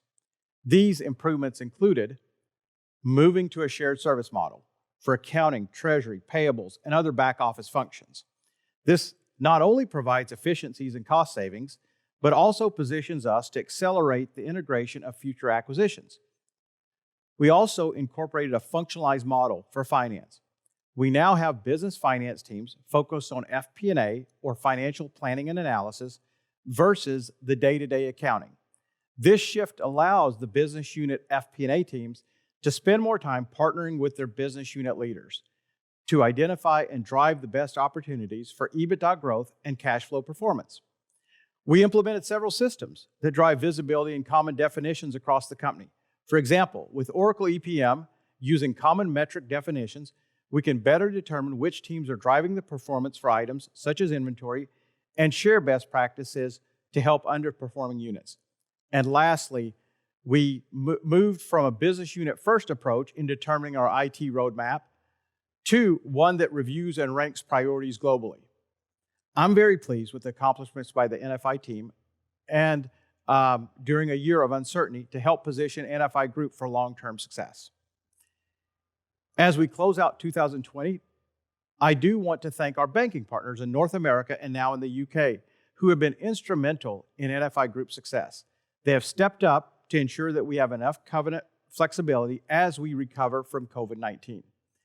As Paul and I have mentioned before, we didn't have a liquidity problem, but a covenant calculation problem due to the decrease in EBITDA during the COVID-impacted quarters of fiscal year 2020. As we began our fall planning cycle, we had greater visibility on the impact the pandemic would have on our 2020 results and greater visibility on the time and length of our market recoveries. This led to us obtaining a more flexible relief package in December.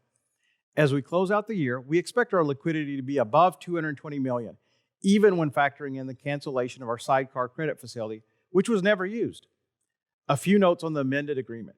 We used a conservative downside scenario for covenant calculations with expectations for a partial recovery in 2021 and stronger improvements in 2022 and beyond. Our total leverage covenant for 2021 is based on the downside model, with some additional headroom, which provides NFI with significant calculation flexibility. As we move beyond 2021 and drop trailing 12-month results that include 2020 financials, we begin the return to more normal covenant levels. We have the same minimum liquidity as before of $50 million, but now we have a debt capitalization covenant of 70%. We did provide general security due to the higher leverage ratios expected during quarters where the 12-month trailing EBITDA is using previous year COVID-impacted quarters.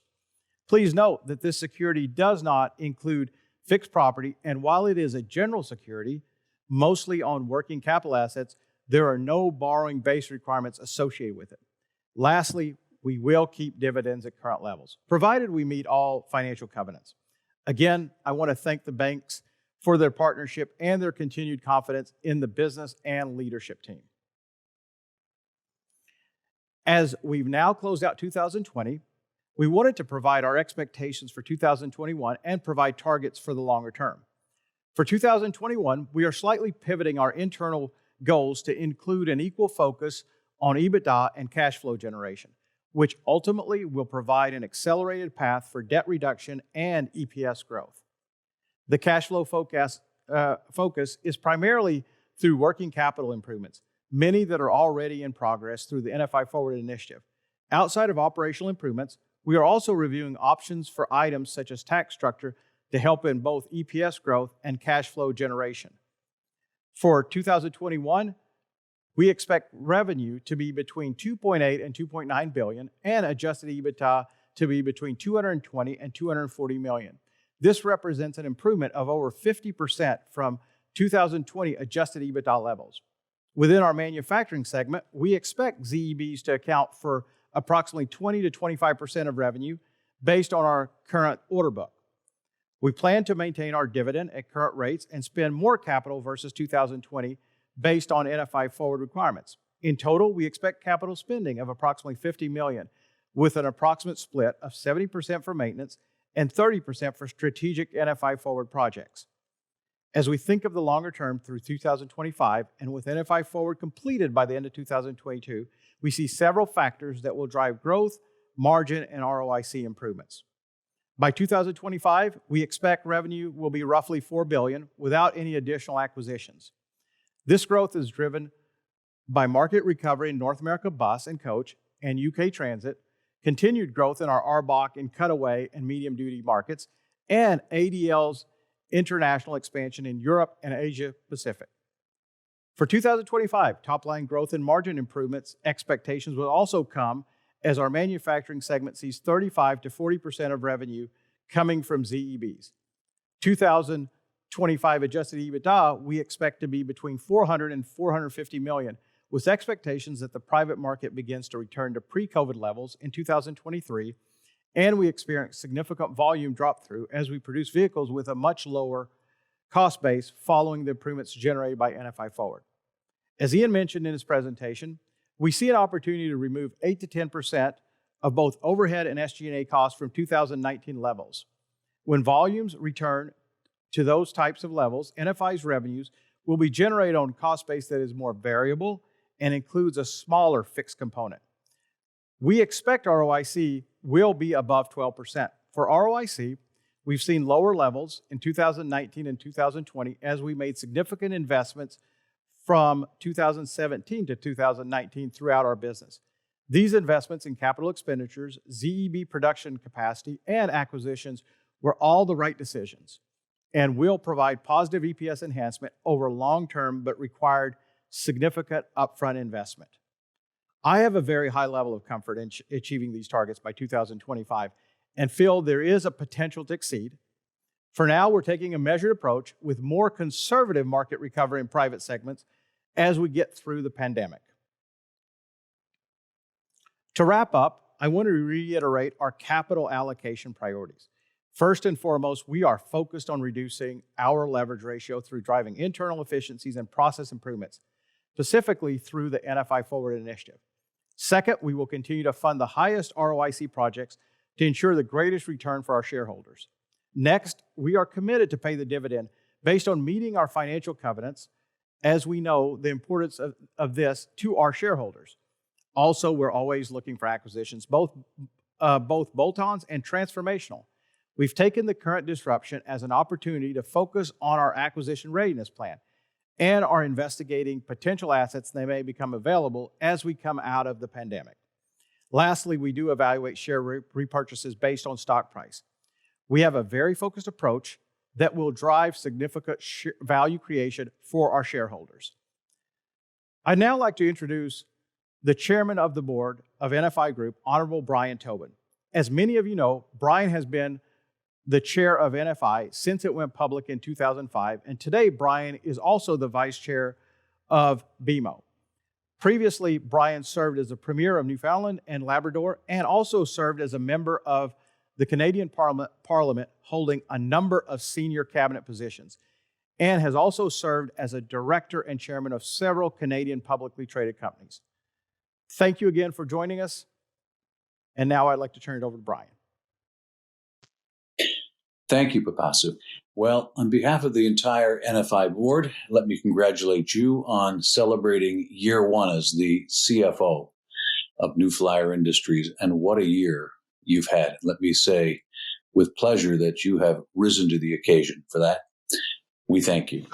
It's been an exciting journey as chair of NFI's board for the last 15 years. This business has evolved from a transit bus manufacturer solely based on the Canadian and U.S. market to a leading global independent bus and coach player. I'm pleased to say we have a diverse board with experience in governance and finance and technology, M&A, and a solid working relationship with a superb management team led by an exceptional CEO in Paul Soubry. We're delighted that over the last period of time, we've added 2 new members to the board. First of all, in Kathy Winter, who, as you know, comes from Intel and who you heard from today. And I'm sure you were as impressed with her contribution as we are at the board level each time she participates. And of course, we've also welcomed with a lot of enthusiasm the participation on the board of Colin Robertson, the former CEO of Alexander Dennis, as our vice chair, European-based, and who adds unique insights into the market, the technology, the competitive dynamic, and the operations of our business there and our business generally all around the world. Well, to be blunt, 2020 was a hell of a year. No question about it. One we won't forget soon. COVID changed everything, and it changed it for just about everybody. But I'm incredibly proud of our management team, who've worked very closely with our board to deal with these tough issues that we've had to face, with a laser focus on the safety, the health, and welfare of all of our thousands of team members across North America, in Europe, and in Asia. Investor support over this time has been critical to our group's success, including our largest shareholder, Brazil's Marco Polo. I'd also be remiss not to recognize the support, the flexibility, and the creativity of our credit syndicate. And that has also been critical to getting through 2020 in a smooth and effective way. The board remains extremely confident in management and their capability. As you've heard today, the team has a plan which has the full support of this board. We're excited to see the execution as NFI realizes upon the benefits of the significant investments that we've made in battery electric and fuel cell propulsion, infrastructure and telematics solutions, internal fabrication capability, and operational excellence initiatives. New Flyer Industries is an amazing story that sometimes flies under the radar of investors. But NFI has a historical track record of providing strong and consistent return to shareholders. The addition of ADL into the NFI group midway through 2019, while stunted due to the COVID pandemic, creates both synergies and opportunities that will be realized upon in the medium and in the longer term. Make no mistake about it, ADL remains a rock-solid acquisition for the NFI group. Now combine that with the aggressive cost optimization and reduction efforts of NFI Forward that Ian outlined today, and you will see that as the markets recover, we are well positioned for continued and sustained success. We recently witnessed incredible excitement, as you well know, around EV startups, resulting in unicorn valuations based upon incredible growth and performance promises. Well, as you've heard today, we're not a startup. We are quite simply the market leader. Now, this market is not easy, but NFI is a proven success. Papasu has been very clear about our targets and the upside of where this business can grow. And in my view, the upside is, quite frankly, in a word, very significant. There's no doubts in our mind that NFI will lead the transition to zero-emission bus and coach transportation, and NFI will remain the market leader. We're out front, leading the charge, and we're leading the change to EV technology, and we intend to stay there, front and center. Thank you. Stephen? Thanks, Brian. That brings us to the end of our Investor Day. We hope you enjoyed the sessions and found them informative. Given the logistics of our virtual format, we decided not to have a formal question and answer segment, but we are available for follow-up meetings and questions at any time. Please do not hesitate to reach out should you have any queries. Thank you to everyone for joining us. We'll be posting all of today's presentations and a video recording to our website shortly. Our plan is to make this Investor Day an annual event, and we hope you'll be able to join us in the future. As you heard throughout today's presentations, we have a lot of exciting developments and announcements in automated vehicles, battery electric, and zero-emission buses and coaches coming down the pipeline. Lots of exciting things to look forward to. Stay safe and enjoy the rest of your day.